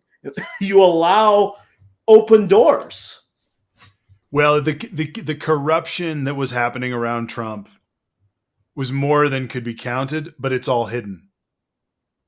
And I think that's what the coup that Trump tried to do with the military not moving was to keep things in place, but to totally breach protocols all the way along that whole thing, and then just to kind of let things fall down and be sitting there sort of on a pile of rubble. I think that was his plan, was to let it go, something go wrong even. I mean, think about it, because we just talked about in the beginning of the show, we talked about the thing that saved us is a date, mm-hmm. a date that was written in stone, mm-hmm. that you can't, but the date certainly can be probably would be changed if the vice president had been executed or that Speaker of the House had been executed. If you don't think the military comes in and goes, state of emergency, we just lost our second and third in command, they're going to do a state of emergency. Then that date gets moved. And once you move that date, that's it. Ball game. That's it. Over, because there's no rules afterwards. It's only a rule up to it. There's nothing that says afterwards, here's what can happen. You broke it. It's your own thing. Now there's no precedence. You set the precedence. The only thing about moving it is, if I'm not mistaken, that date is in the 20th Amendment to the Constitution. So you can't just suspend the Constitution. You'd have to amend the Constitution. You'd have to repeal the 20th Amendment, which I think doesn't have to go to the states for state votes. Yeah, it would take time. And it would take a lot of time. But it's easier to put in martial law when someone gets executed. I mean, obviously, there would be ways to do something. I mean, obviously, it gets done. I mean, the answer is the way these coups happen. The way you take over a country with the coup is you come in this situation, you take martial law, you eliminate the Congress, you put all the congressional powers on the president. You do a bunch of things that are way outside your reach, but you just say, I have to do them because it's an emergency. Yep. And then you take so much power that there's no checking you, and off you go. Yeah, I mean that's what they did in this. So they'd have to break a lot of rules. I mean but luckily, like that date, I mean, it is in the Constitution. I mean, in other words, the entire left half of the country could be like, look, his term is up January 20th. Now they would just say, so what? We're not going to change, and then things would start to escalate, I would assume. But I think we need to create. And this is an idea that I've been milling around, and I'm going to throw it out. I'm not sure I'm finished with the final idea yet, but you can bear with me. It's some sort of an election, a federal election standards office where you're vetted and get a score that then goes to the media early on in a primary process. And I spoke about this earlier when I'm a pastor in a Lutheran church. I have, like 200 people in my church. It's not a big church, but the kind of questions that happen when a pastor comes into a congregation in a leadership position, I mean, it goes into how are your long-term relationships, talk about when you've had conflict, talk about how you've handled conflict, talk about any psychological hangups that you've learned about or been diagnosed with so that we can understand them in our community. I mean, There's a lot of, and there's days and days and days and days of those conversations, so that by the time it's time to rock and roll, there's an essential level of trust that's been there. And the call committee, which is in a church, comes back to the congregation and goes, all right, we vetted, boom, boom, boom, boom, boom. We did our job. We trust Chuck Todd. We trust, whoever, Ari Velcher or some TV friggin' media guy to come in. And what happens in the first round of any primary at any level in any primary I've ever seen is questions that are on the hot button of the day. Oh, what do you think about this issue that this guy said last night? It's not like, tell me your personality type and people that you get along with and people you have conflict. Like, to me, in our country at this point, CEOs of corporations go through much higher psychological evaluations than that. And they should, so that everybody knows what they've got. We don't value leadership in this country. We're dealing with 17th century criterion for jobs that are literally in an age that those people couldn't even have thought of. And I think our prerequisites to running need to be sussed out. If you're going to get into the business, the billion-dollar business of politics, you should have some competency. And Marjorie Taylor Greene shows that she just doesn't have the competency. The people of her district sent her off to Congress knowing that she was a crazy racist, and they'll still vote for another crazy racist. Well, guess what? Is it the 3rd district of Georgia? I'm not sure which district it is. Guess what, folks of that district? You have no power in the House of Representatives because you put a clown in place, and the House couldn't even deal with this person. You sent a person who couldn't be sent to public office. So you get nothing. I mean, do you think if she worked 14th, sorry, thank you. The 14th. Thank you. If she had if she worked for a Fortune 500 company, would she have a job today? No. Exactly. So we allow her to go there and run a multi-trillion dollars of budgets, run billion-dollar education budget, and make all that math. I'm sure the math gets done for them, but they are voting on, if they give them options. You can cut this, it'll do this. You have to have a huge understanding, and she thinks they're space lasers. It's this whole thing of we don't respect. We think that it's easy to do these things, and we could just elect anybody to do them because we don't have respect for the job. That's part of what I'm saying, and I think Zach is bringing up, or the fire person. Zach is bringing up a couple of points here. Constitutionally, he says constitutionally, I don't know if you can. It could turn into a screening tool. You can end up in a situation where whoever ran that department could screen out candidates. Fair enough. And I'm not sure that's the right way, but depending on parties, which are private corporations, to do their own sussing out I don't think it's a public service. I don't think they're doing the public a good job, because look at the candidate that the Republicans put in this last election, not just in the presidency. The media did ask her if she believed QAnon was patriotic, and she basically said yes. So I mean, she did get asked. The challenge is, what really happened is she basically ran unopposed, right? The real story is, where did her opponent go, right? Her opponent dropped kind of inexplicably. Yeah, he dropped out. So why did he drop out? Sounds like your classic blackmail to me.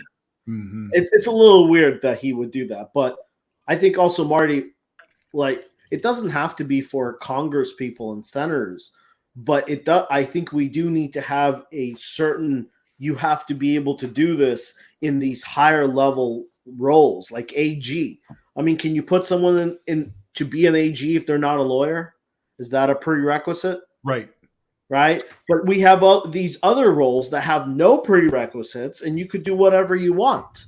And there should be more prerequisites for you to run these positions, just like we have prerequisites to be a doctor and things like that, because you're doing actual policies. And this is something that Trump kept on breaking all the time. The fact that he was messing around with anesthesiologist while we're talking about during a pandemic is ridiculous, because what does that guy have to really know about viruses? Zach, I love this idea. We should have mandated questions, both free airtime and vetting that news stations do. I mean, something like that gives it a level of quality control that says that at least some point in the process, you're going to need to talk about your family. You know, if you have or you're going to need to talk about your work history a little bit. Like, the only thing that you have to do in American politics to be successful is one thing. You want to know what it is? Raise money. And if you can raise money or play a system of politics that keeps you in the cash game, you can have power that you aren't qualified to have. I want to use one of Kel's points, by the way.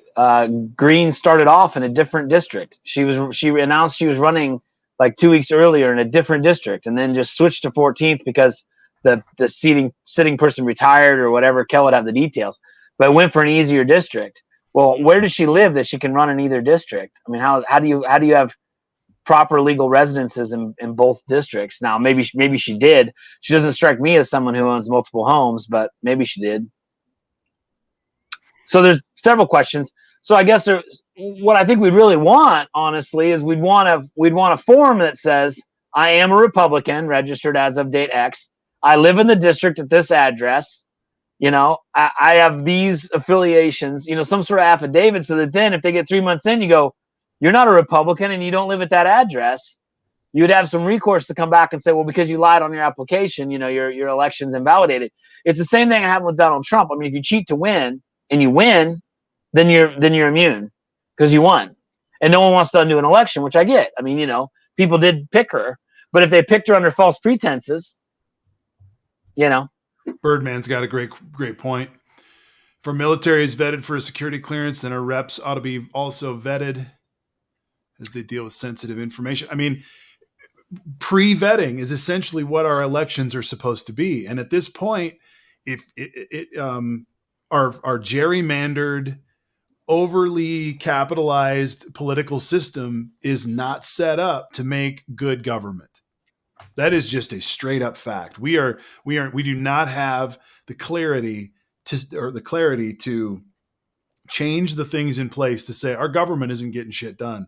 Let's make it better. Let's get rid of gerrymandering. Let's change money in politics.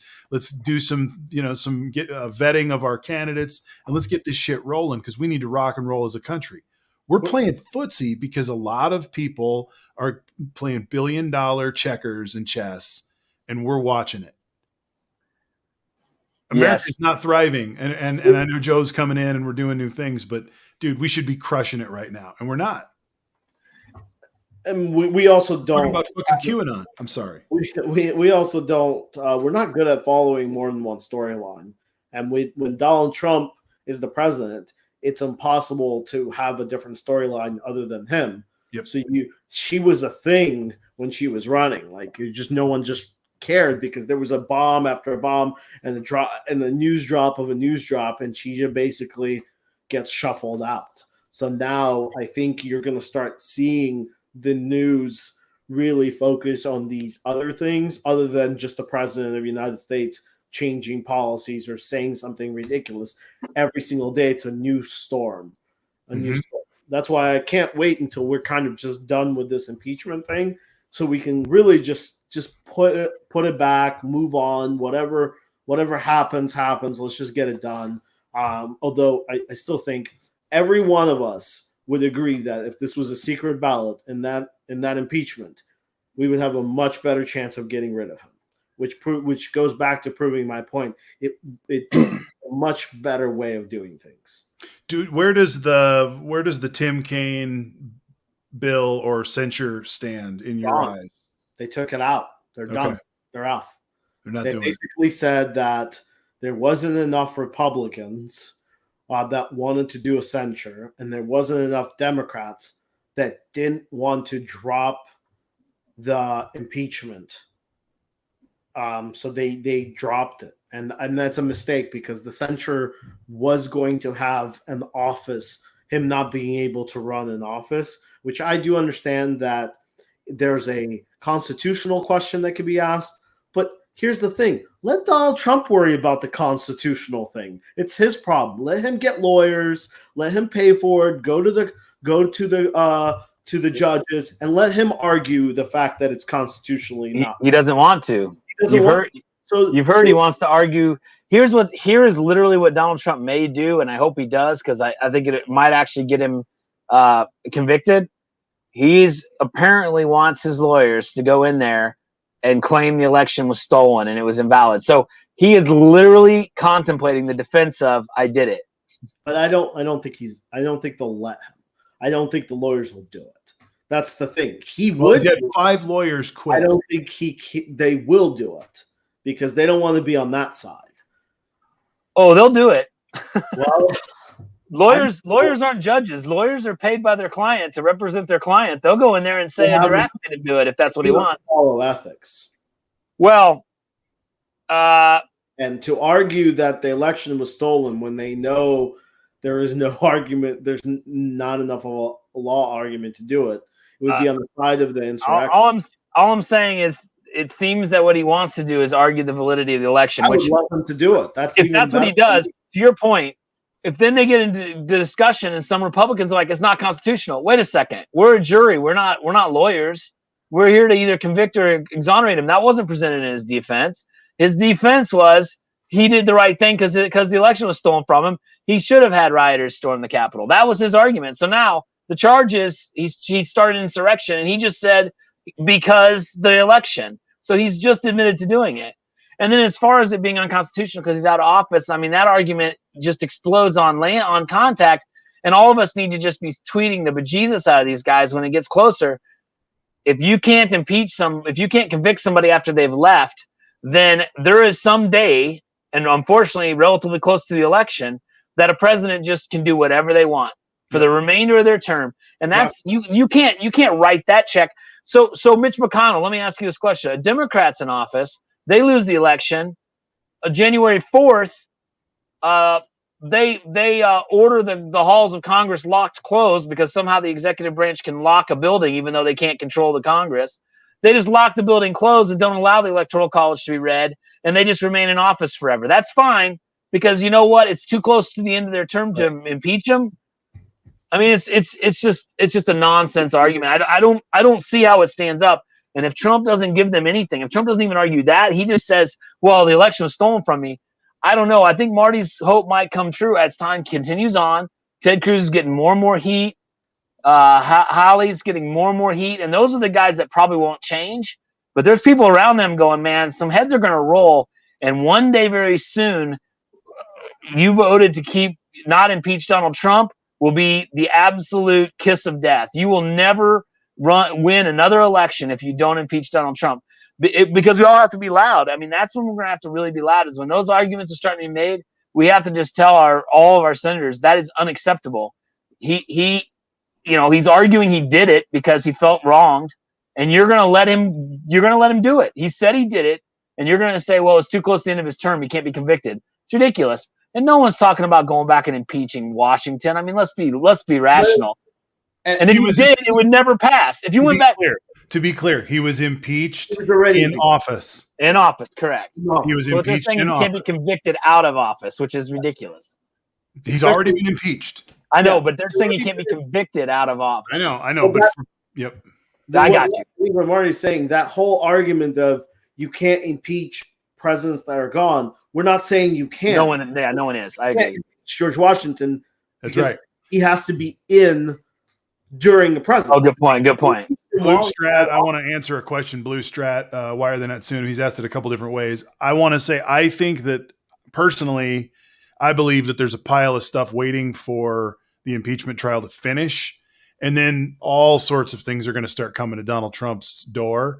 But I think that, going at Powell, going at Rudy, going at Fox News by these voting companies, this is heavyweight stuff. And these guys are scrambling. And I think Trump is scrambling too, but I think it's smarter for them probably legally to wait until they're not overwhelming him somehow or making it unfair or whatever he would argue. They're just waiting their turn. If I was Southern District, I'd be right up his butt right now. I'd be on him full speed. There's nothing in America that says you can't get a ticket from the sheriff's department and a ticket from the city. If you've done two separate things, you can be prosecuted simultaneously by two separate bodies. I think Southern District. I think they should just throw the whole kitchen sink at him. I don't see you're right, but I think a decision has been made somewhere to say don't pile on. It doesn't look probably. Good. They also need that storyline, and interesting enough, he's preparing for it, and we have a little bit of a proof. How? Oh, yeah. Notice he's not suing Twitter.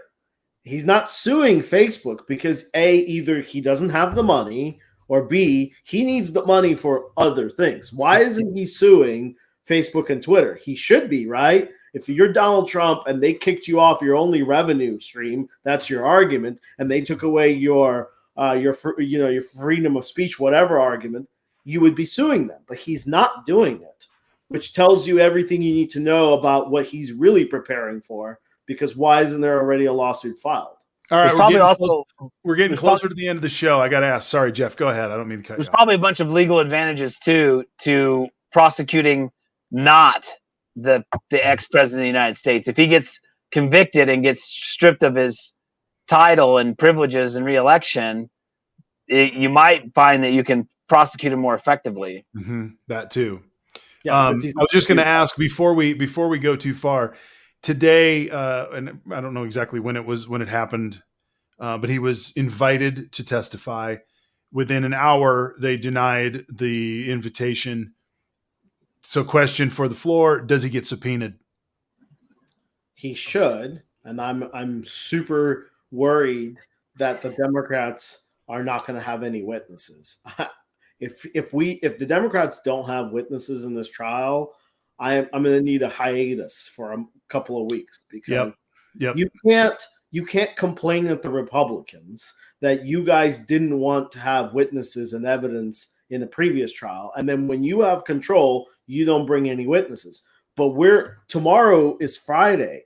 You would think if there were witnesses, we would already hear who they are. The trial starts Monday. I don't think there's any witnesses. Which is a huge misplay. I don't understand why there wouldn't be any witnesses. I hope it's not. I hope they're just playing it quietly. So Monday they pop it and they go, here's the witnesses, so that the other side doesn't have time to overreact. But I also doesn't the other side need to know that there's going to be witnesses? Not in a political trial. It's not a political trial. So that's great. So I hope there's witnesses. You could find out one thing in the morning and have that witness on the stand the next day because it's TV. But I would just love nothing more than the Q shaman to come in. We've all seen him in a suit. If you haven't seen him, he's a normal-ish looking dude when he's clean cut and has got his tie on. Well, how great would it be to have him come in and just be like, yeah, Q told us it was the reckoning. That's why we stormed the Capitol. The president said go to the Capitol, stop the vote. We all knew we needed to stop the vote. Q told us to stop the vote. Everyone was telling us to stop the vote, so we came in here and we stopped the vote. It would be just be epic. And that guy's got nothing to lose now except for the rest of his life's freedom. I mean, you know what I mean? Those people have every reason to be like, because he could also sit there and say, I don't think I did anything wrong. I was listening to the president. I was listening to Q. I was listening to my friends. We were told to do what we did by the chief executive. And the greatest thing is, as far as I'm concerned, that's a moderately decent excuse for him. And it puts all the pain back on Trump, which is win-win for me. And all of them will say it. Absolutely. Yeah. None of those guys are brain surgeons. They're not going to jump on the sword for Trump. I agree. I think, but you need to have a big boy witness. A big boy witness would be someone like General Milley. If you put General Milley on the stand, now we don't know if General Milley was there, but I'm assuming he's next to Trump when Trump is getting phone calls saying we need to call the National Guard. What are they going to do with the Chris Miller memo, Ace? What are they going to do with the Chris Miller memo? That's bad. And that day, whenever that day sits down, we all just right? Like we did in that last show where you just sit down and you read it, and it's a freaking playbook for what happened. Not only is it a playbook, it's a playbook for the other side because they know what's going to happen. That's the answer. You're saying playbook. You're telling the people that are attacking you, here's how we are. here's what they're not going to have. I mean, this is the playbook of all playbooks. So you put that guy under oath, you ask him questions. You put General Milley on the oath, and you go, hey, when Donald Trump got a phone call asking for the National Guard, you were right next to him. Yes, I heard it. What did he say? And if General Milley says Donald Trump did not want the National Guard, the trial is over. Like, you don't need another trial. It's over. You just go, we're done. You have one more question. Go for it. Tell me how that memo was constructed. Who helped you write it? Who informed you what was in it? Was his last name Kushner? And who else was involved? Because that memo was not. He didn't wake up one morning and have a creative moment. That thing was a picture that was given to him, and he signed it. So I want to know who helped him build it. Who wrote this thing for you? And the only excuse he could have is, we wanted a big ruckus, we wanted a big stink, we didn't think anyone was going to get hurt, that kind of a thing. That would be the only possible response he could have. That isn't just we wanted Pelosi to be killed by a crowd. I mean, that's the only option he would have, is to be like, we wanted the count disrupted, but we didn't think anybody'd get hurt. And I'm telling you guys, the Democrats could play a real big game with this Ashley lady. I really think so. You talk about how she was a military hero, how she had above average IQ. I don't know what her college experience was. She seemed like a bright enough lady to me in the video, even though she's ranting. And you play the whole scenario. She comes, she goes to the speech, she charges into the White House, she charges into the Capitol.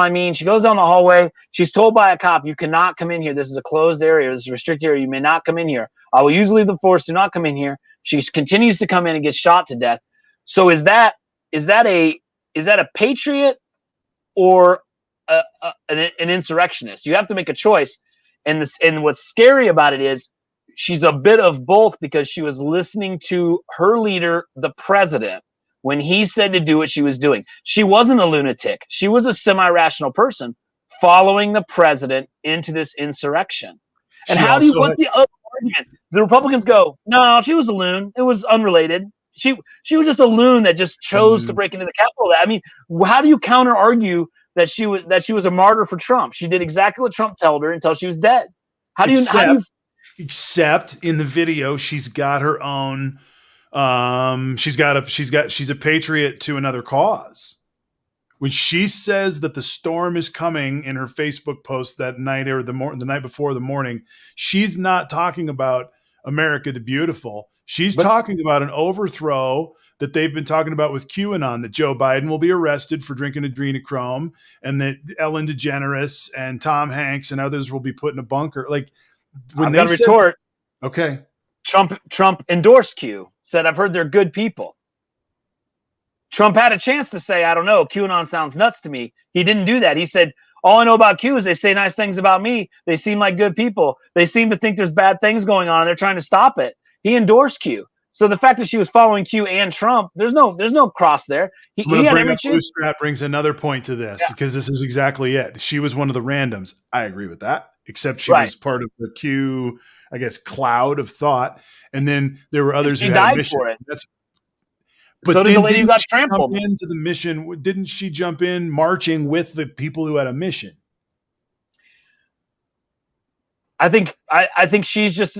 It creates a logical impossibility. If Trump did not incite the insurrection, then what we're supposed to believe is Ashley and 600 other people chose on their own, through some other form of modus, to go and attack the Capitol, even though they just heard trial by combat, go to the Capitol, you're right. Support some people, don't help some other people. If Pence better do the right thing. I mean, they'd all been fired up, and there's video from the crowd. I think you guys have probably seen it. People are halfway back, and they're saying, we got to march to the Capitol, blah, blah. We're going to storm the Capitol. Like, people in the crowd are yelling back at him. We're going to storm the Capitol. So, I mean, on top of that, she wasn't just like a random person that went in there like the QAnon shaman for a visit. This person was stopped by the police, and she was in so much rage, and she had so much fight in her that when she was told she was about to get shot, she still continued. Right. That's essentially a soldier at that point. Right. That's somebody on a mission from somebody. Like grandma on crutches trying to go in to look inside the Capitol. That's a different person. This person had the battle and screw it, I'll do it. That's a different person. If a cop is telling me I'm about to shoot you, I'll stop what you're doing. You stop what you're doing.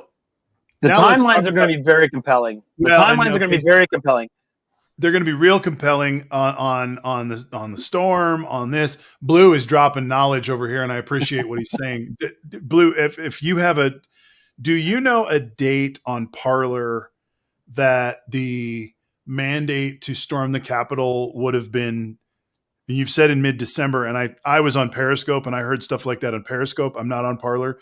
Do you know a date certain that you would have started hearing the literal storm the Capitol language on Parler? Because we were hearing stop the steal on Periscope, and there was some talk about shit's going to go sideways on the 6th or the 5th. You reported on Twitter on December 21st. Wow. And that was with the 6th date, Blue? You know, the other thing that was pointed out, he had this stop the steal rally on the day they were counting the vote. I mean, it's not like these things are unrelated. And he said, go to the Capitol. Like, I mean, it just lines up too much. It's not plausible that he didn't mean for them to go.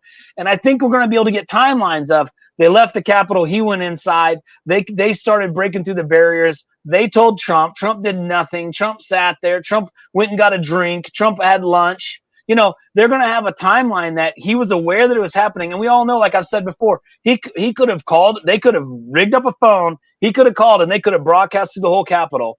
This is Donald Trump. Everyone stop. You've misunderstood. Go back home. He didn't do that shit. He put it out on Twitter after it was over, more or less. I think he said one like in the middle, and then he said one after it was basically over. I mean, he could have been on loudspeakers instantaneously if he really was like, this is not what I wanted. Once they started breaking windows, and I believe that took a fair bit of time, the actual break-in. In other words, they didn't just walk up there, storm in. It took 20, 30 minutes for like doors to go flinging open and people go inside. Jeff, don't forget, he got banned for Twitter because he said something to the effect of, this is what you get.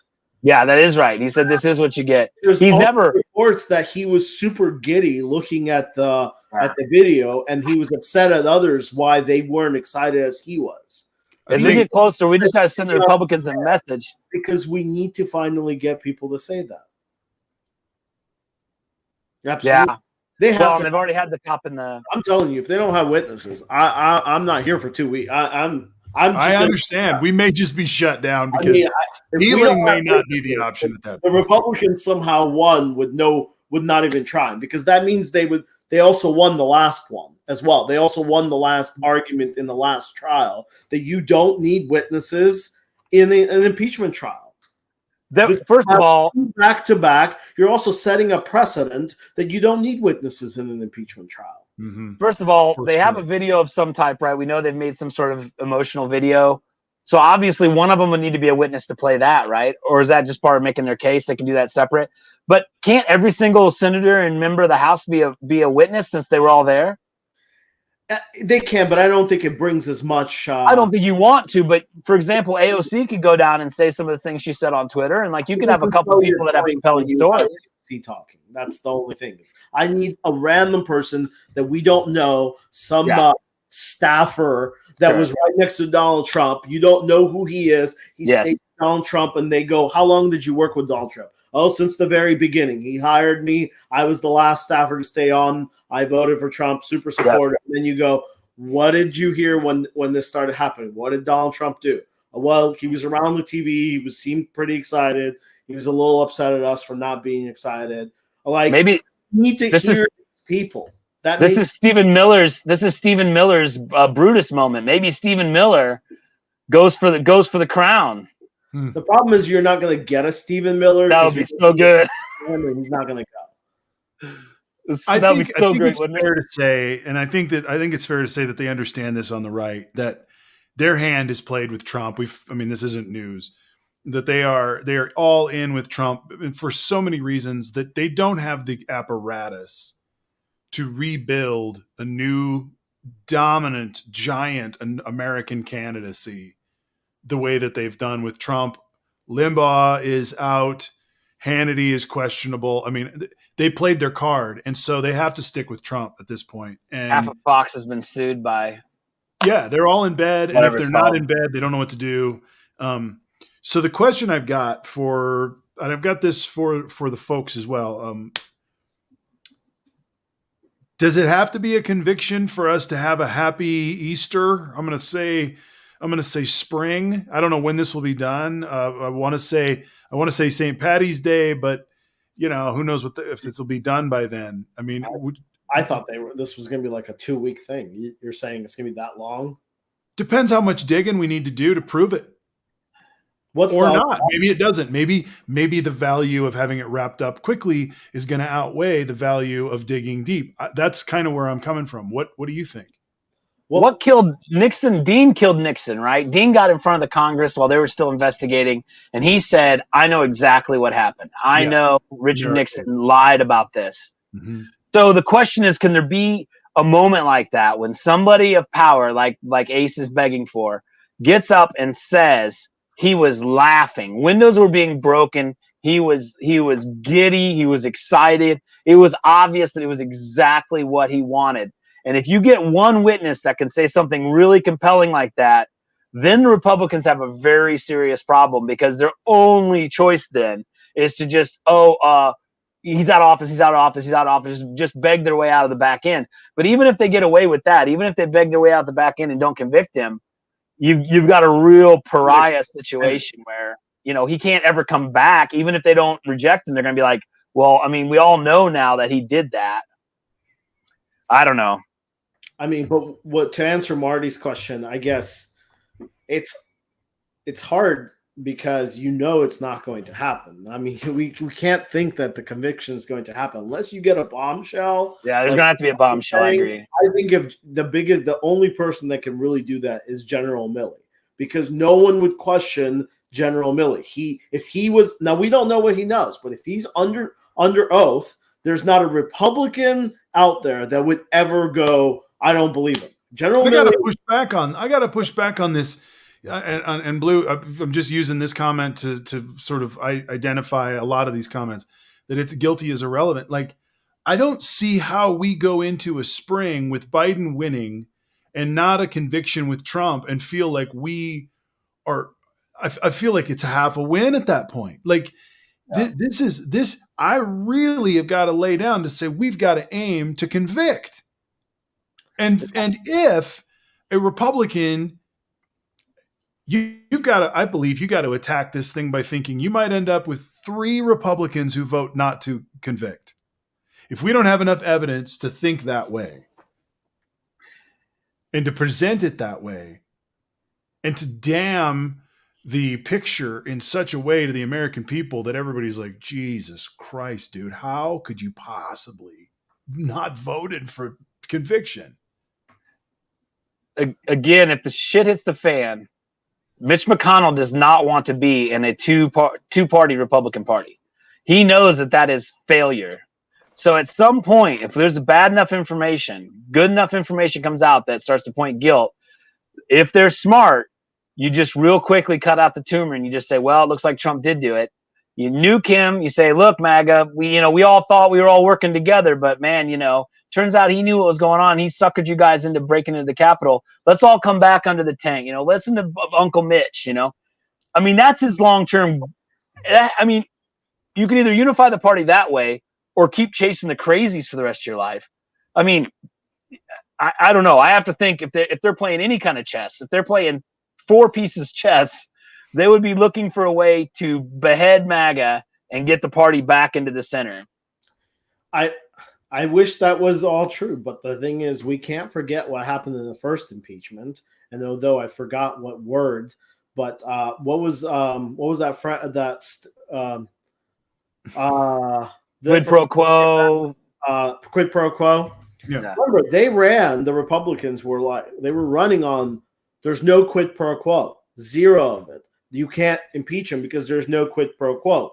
The Democrats put someone on the stand that is a Trumpster, worked for Trumpster, and he said in his own words, there was a quid pro quo. And what did the Republicans do? They did nothing. So it's not only what someone says, it's who says it.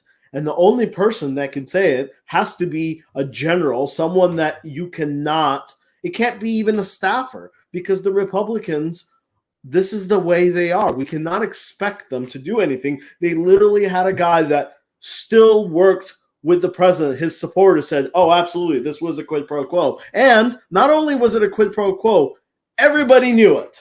Everybody knew it. And what did the Republicans do? Nothing. So that, to answer your question, Marty, we can't set ourselves up for it's either conviction or nothing, because we're going to be brokenhearted. This thing is, there's not going to be a conviction. I live brokenhearted. Huh? I live brokenhearted. This is a theme in my life. Imagine if it already happened, and that's why I say, let's get it over with, move on to Biden, have good governance, because this thing, the longer you stretch it out, the more brokenhearted we will be, because the Republicans won't do the right thing. I hear what you're saying. I am a redevelopment pastor who, in my career, I go into congregations that are complete messes. And one of the reasons why they often become complete messes in their governance or in their power structure or in whatever has happened to cause, when you walk in, you're like, oh my God, what is this? It's sweeping shit under the rug. It always leads to death. It always leads to much larger problems than getting down at a time where you should get down. And if we don't get all the way down, it could still happen in 2 weeks. They could play it out and say, I'm not saying it has to be 15-month trial. It shouldn't be. But like, we need to go down, and then we need to plan on hearings about illegal activity from Chris Miller. We need to hear illegal activity we need to be planning our summer around the Olympics and the trials.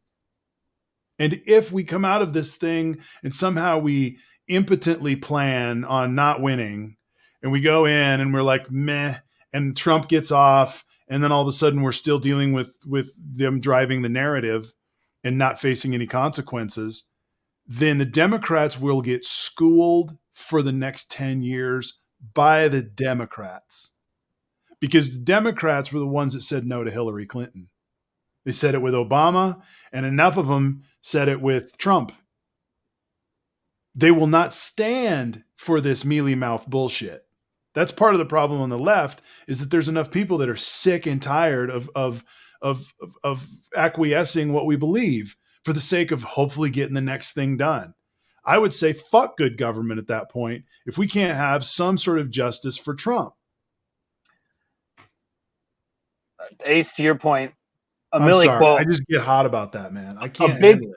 A big quote from a leader might be the closest we're going to get to a win. Just something we can always come back to and say, his general said he was watching the whole thing unfold and was delighted and had multiple opportunities and options to solve it and didn't.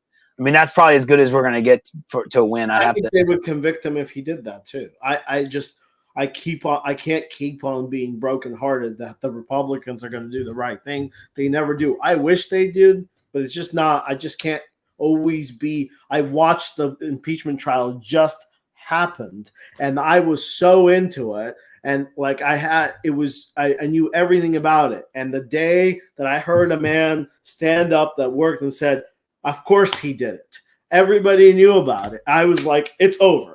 This whole thing is over.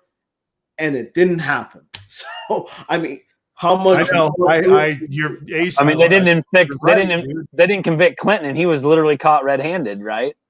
Because they didn't want to convict, because that's an American thing where we'd like to just let it go past. But I mean, he was caught. If you let this go past, what does that say? That says that if Joe Biden doesn't win the next election, right, that his supporters ought to be buying their shit now. And that this is supported by Republicans to have that happen. I want to drop That's another. Where we are, guys. It's not. This isn't like let's keep playing the friggin'. This is like we had a civil war breakout, and we can either let it go and continue this civil war and allow these QAnon folks and MAGA folks to believe that they have. If Trump is not convicted, Trump wins and they win. I'm going to say it that way. And we have to live with that. Maybe we'll get really lucky. You know, Bill Barr didn't quit till Christmas Eve. You know, maybe somebody like Bill Barr will show up. Exactly. That's what I'm saying, man. Well, the trial, I would I would assume we'll know more on Monday, although again, I love that we don't know anything. That means they're about to blow our minds. maybe that's what they're going to do, because it would be very interesting. I'm assuming tomorrow. I mean, you would have trials start. With the whole Ukraine thing, the House did hearings before they filed the impeachment, right? That's when we heard from everybody. The House was investigating it, and then they filed the impeachment. So what's interesting here is we have an impeachment without the investigation phase. So theoretically, they'll have to do the investigation phase now, right? I mean, you'll have to call somebody. You have to call somebody. The answer you ought to know is no. We cannot heal without justice. He's probably right about that. That's probably a true comment. Well, he lives in California. I mean, I don't know. Maybe I shouldn't speak for Mr. Clean in that way, but I don't know. It's a good word. I have Republican friends. They chew my ear off every time they get on the phone with me. But they wouldn't come on to here. I have some. There's no way. Would 3 or 4 of them come on together? No, 0 chance. Because they can't. They can't. The problem is, this is the issue with Trump is that he's gone so down in the dirt that you can't wiggle out of it enough. There's too much. You can't.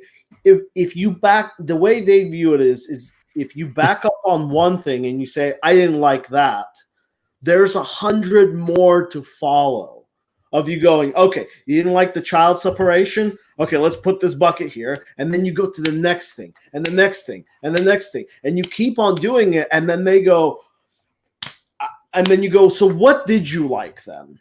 Because this bucket is huge and I haven't heard anything you like. And then they'll give you small things like, I liked immigration. No. You can't say you liked immigration, because remember the child separation thing? That was part of that. So what did you like? And it never ends. There's no way. They've really married themselves to a really flawed person. To a ghost. It's a myth. It's a myth. And they're in it too.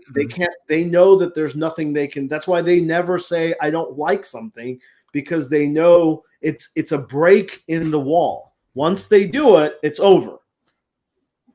Which is amazing, because if Joe Biden does something I don't like, I'll be like, I don't like that. Mm-hmm. But the thing is, I can then go, I don't like that. I like these 50 other policies. Right. That's the thing. What are you going to do with Trump? You're like, if you make 30, 40 grand a year and you go, oh, what about the tax cut? What about the tax cut? It didn't help you any. What do you care? How much is your health insurance gone up or down? Do anything for you there? No. Okay. Well, that is just, they got nothing. It's surprising why they vote against their own interests like that. I might be able to ask one of my Trump supporter buddies. He's young and social, and he's in the Pachyderm Club, but I don't think he's a real Trumper.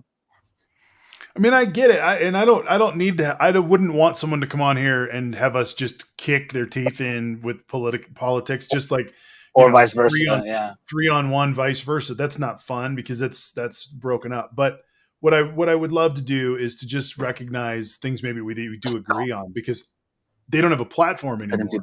I don't know what else they do agree on. That's the other part of this equation. And what's crazy is I'm hearing more and more support from Republicans to not have a platform in the next election either, even without Trump. They're like, you know what? If we don't have a platform, we can't get attacked for it. Are you kidding me? That's just unaccountable corporate position holders. It is true, though. If you don't have a platform, you don't have any policies. I can't break down your policies and go, so-and-so foundation says this policy of yours would lose this much jobs. You go, right. I have nothing. Okay. Right. We're not talking about that. Yeah. We're talking about the Bears. Or whatever. We're talking about America and the great, and that's it. That's all we're going to do. We're going to make America great, and that's it.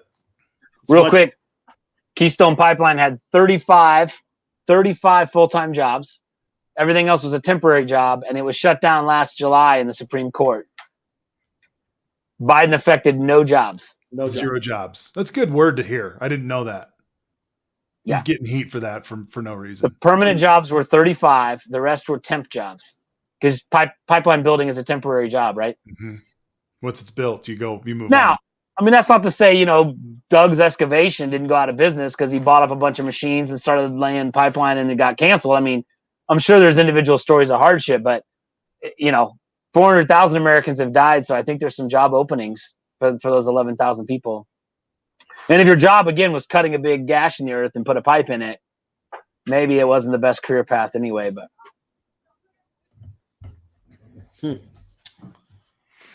Well, this is going to be a crazy week. I wanted to say a couple of housekeeping things before we wrap it up tonight. We're gonna not try to compete with Super Bowl Sunday in any way, shape, or form. We'll be back a week from tonight at 10 o'clock Eastern. That's right, Jeff. I will probably be hammered by that time, or I'll be asleep in the chair right across the room over there, just because Sunday is not happening. No Sunday America Heals show. And so that means we'll be back on Thursday. We will let folks know as well if something happens during the week of the trial, if we need to pop up. But theoretically, we'll be a couple days into the trial in next week's episode. I think that might be a good time to pop back in. Yeah, I mean, again, unless they have really great witnesses, like I can't imagine like trying to do nightly or something to keep up with it. I mean, it's either going to be a bombshell that we're all just going to be watching our TV about, or it's going to be a nothing sandwich, one of the two. And this show's theme is more of a overall thing where it's just sort of a for fuck's sake kind of question, where we're looking at a larger question of the right. Yeah, we're not a current events show necessarily. We're not going to try to hold that down and do any reporting. We're on a different wavelength. We're like current events, how they relate to the overall political structure. Yeah, not current events only. It's been a good discussion tonight, though. I really appreciate everybody's words. I think we're in a little different place with hopes and dreams, and I know that my heart is often set for being broken, Ace. So that's part of what drives my rage meter. So that's always high because I've got so much pain. But I just gave up on moving on. I hear you. And that's as a human being, we have to get through this, right? Yeah.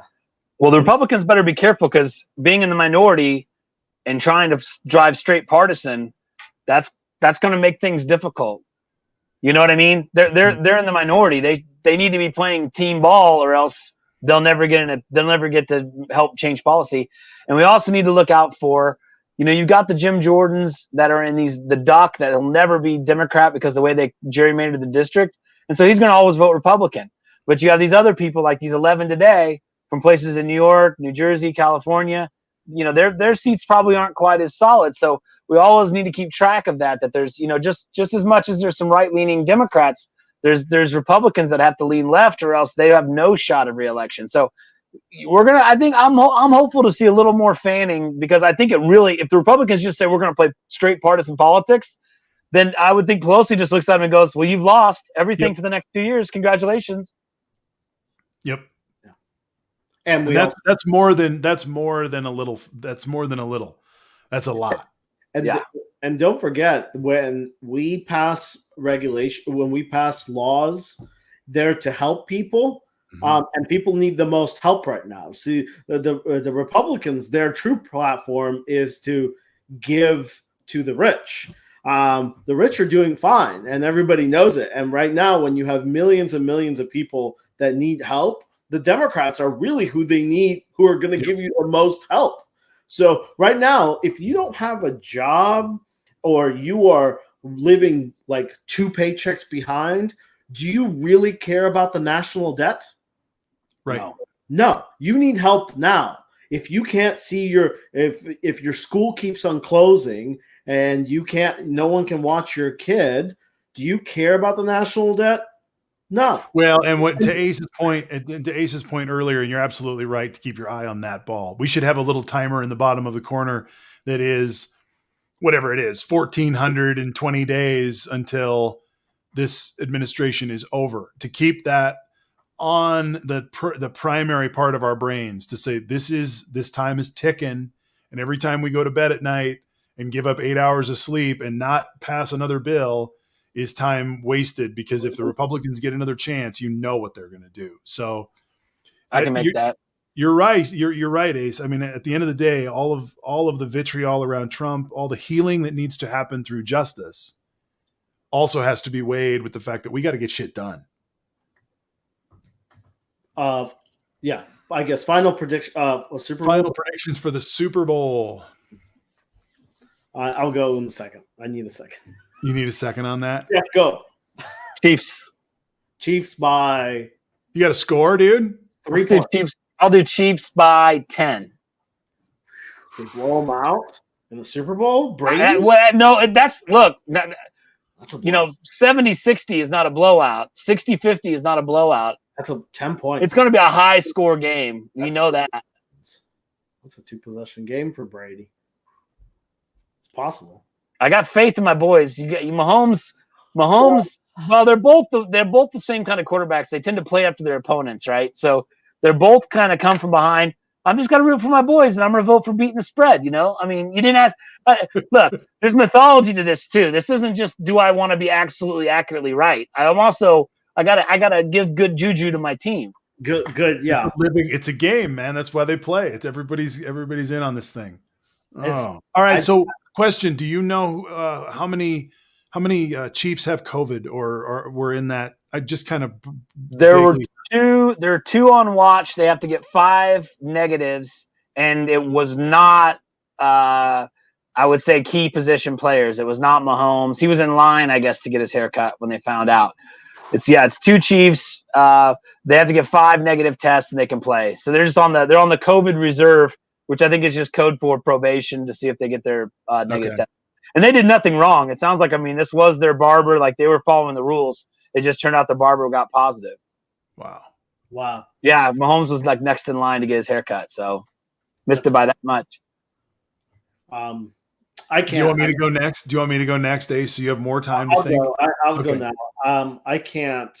As much as I hate to say it, I just can't bet against Brady. There's something about him. This man, he's super lucky on these things. If it's a close game,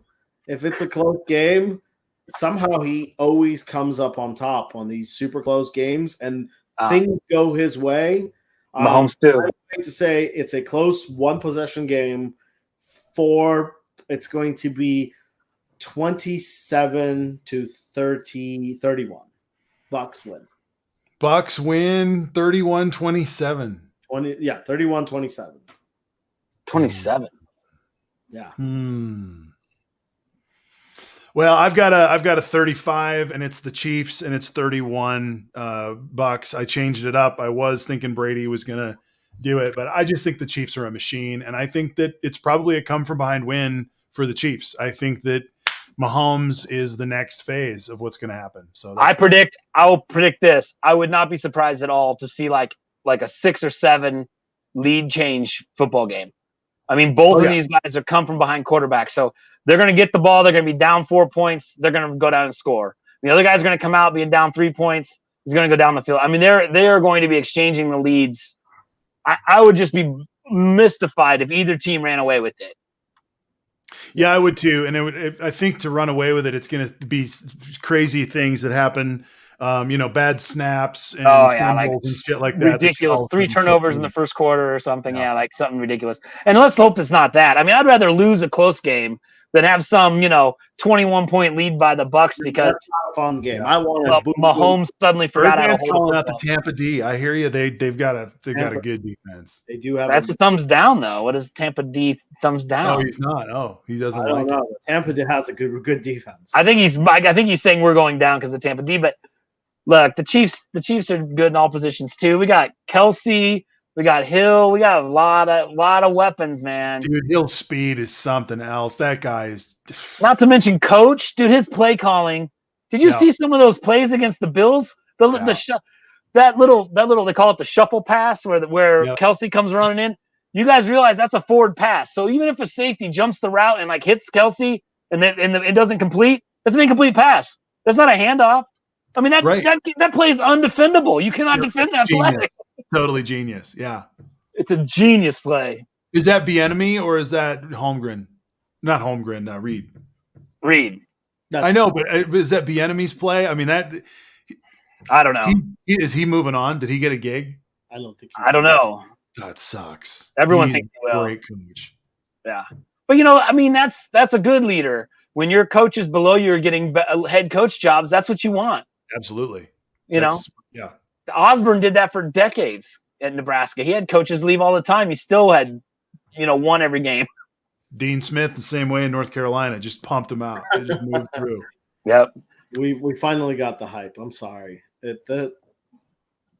Let the impeachment trial. Well, that's just it. Super Bowls, there's always something like, yeah, the O-line gets called 6 times in a row for a false starter, and you're just like, God.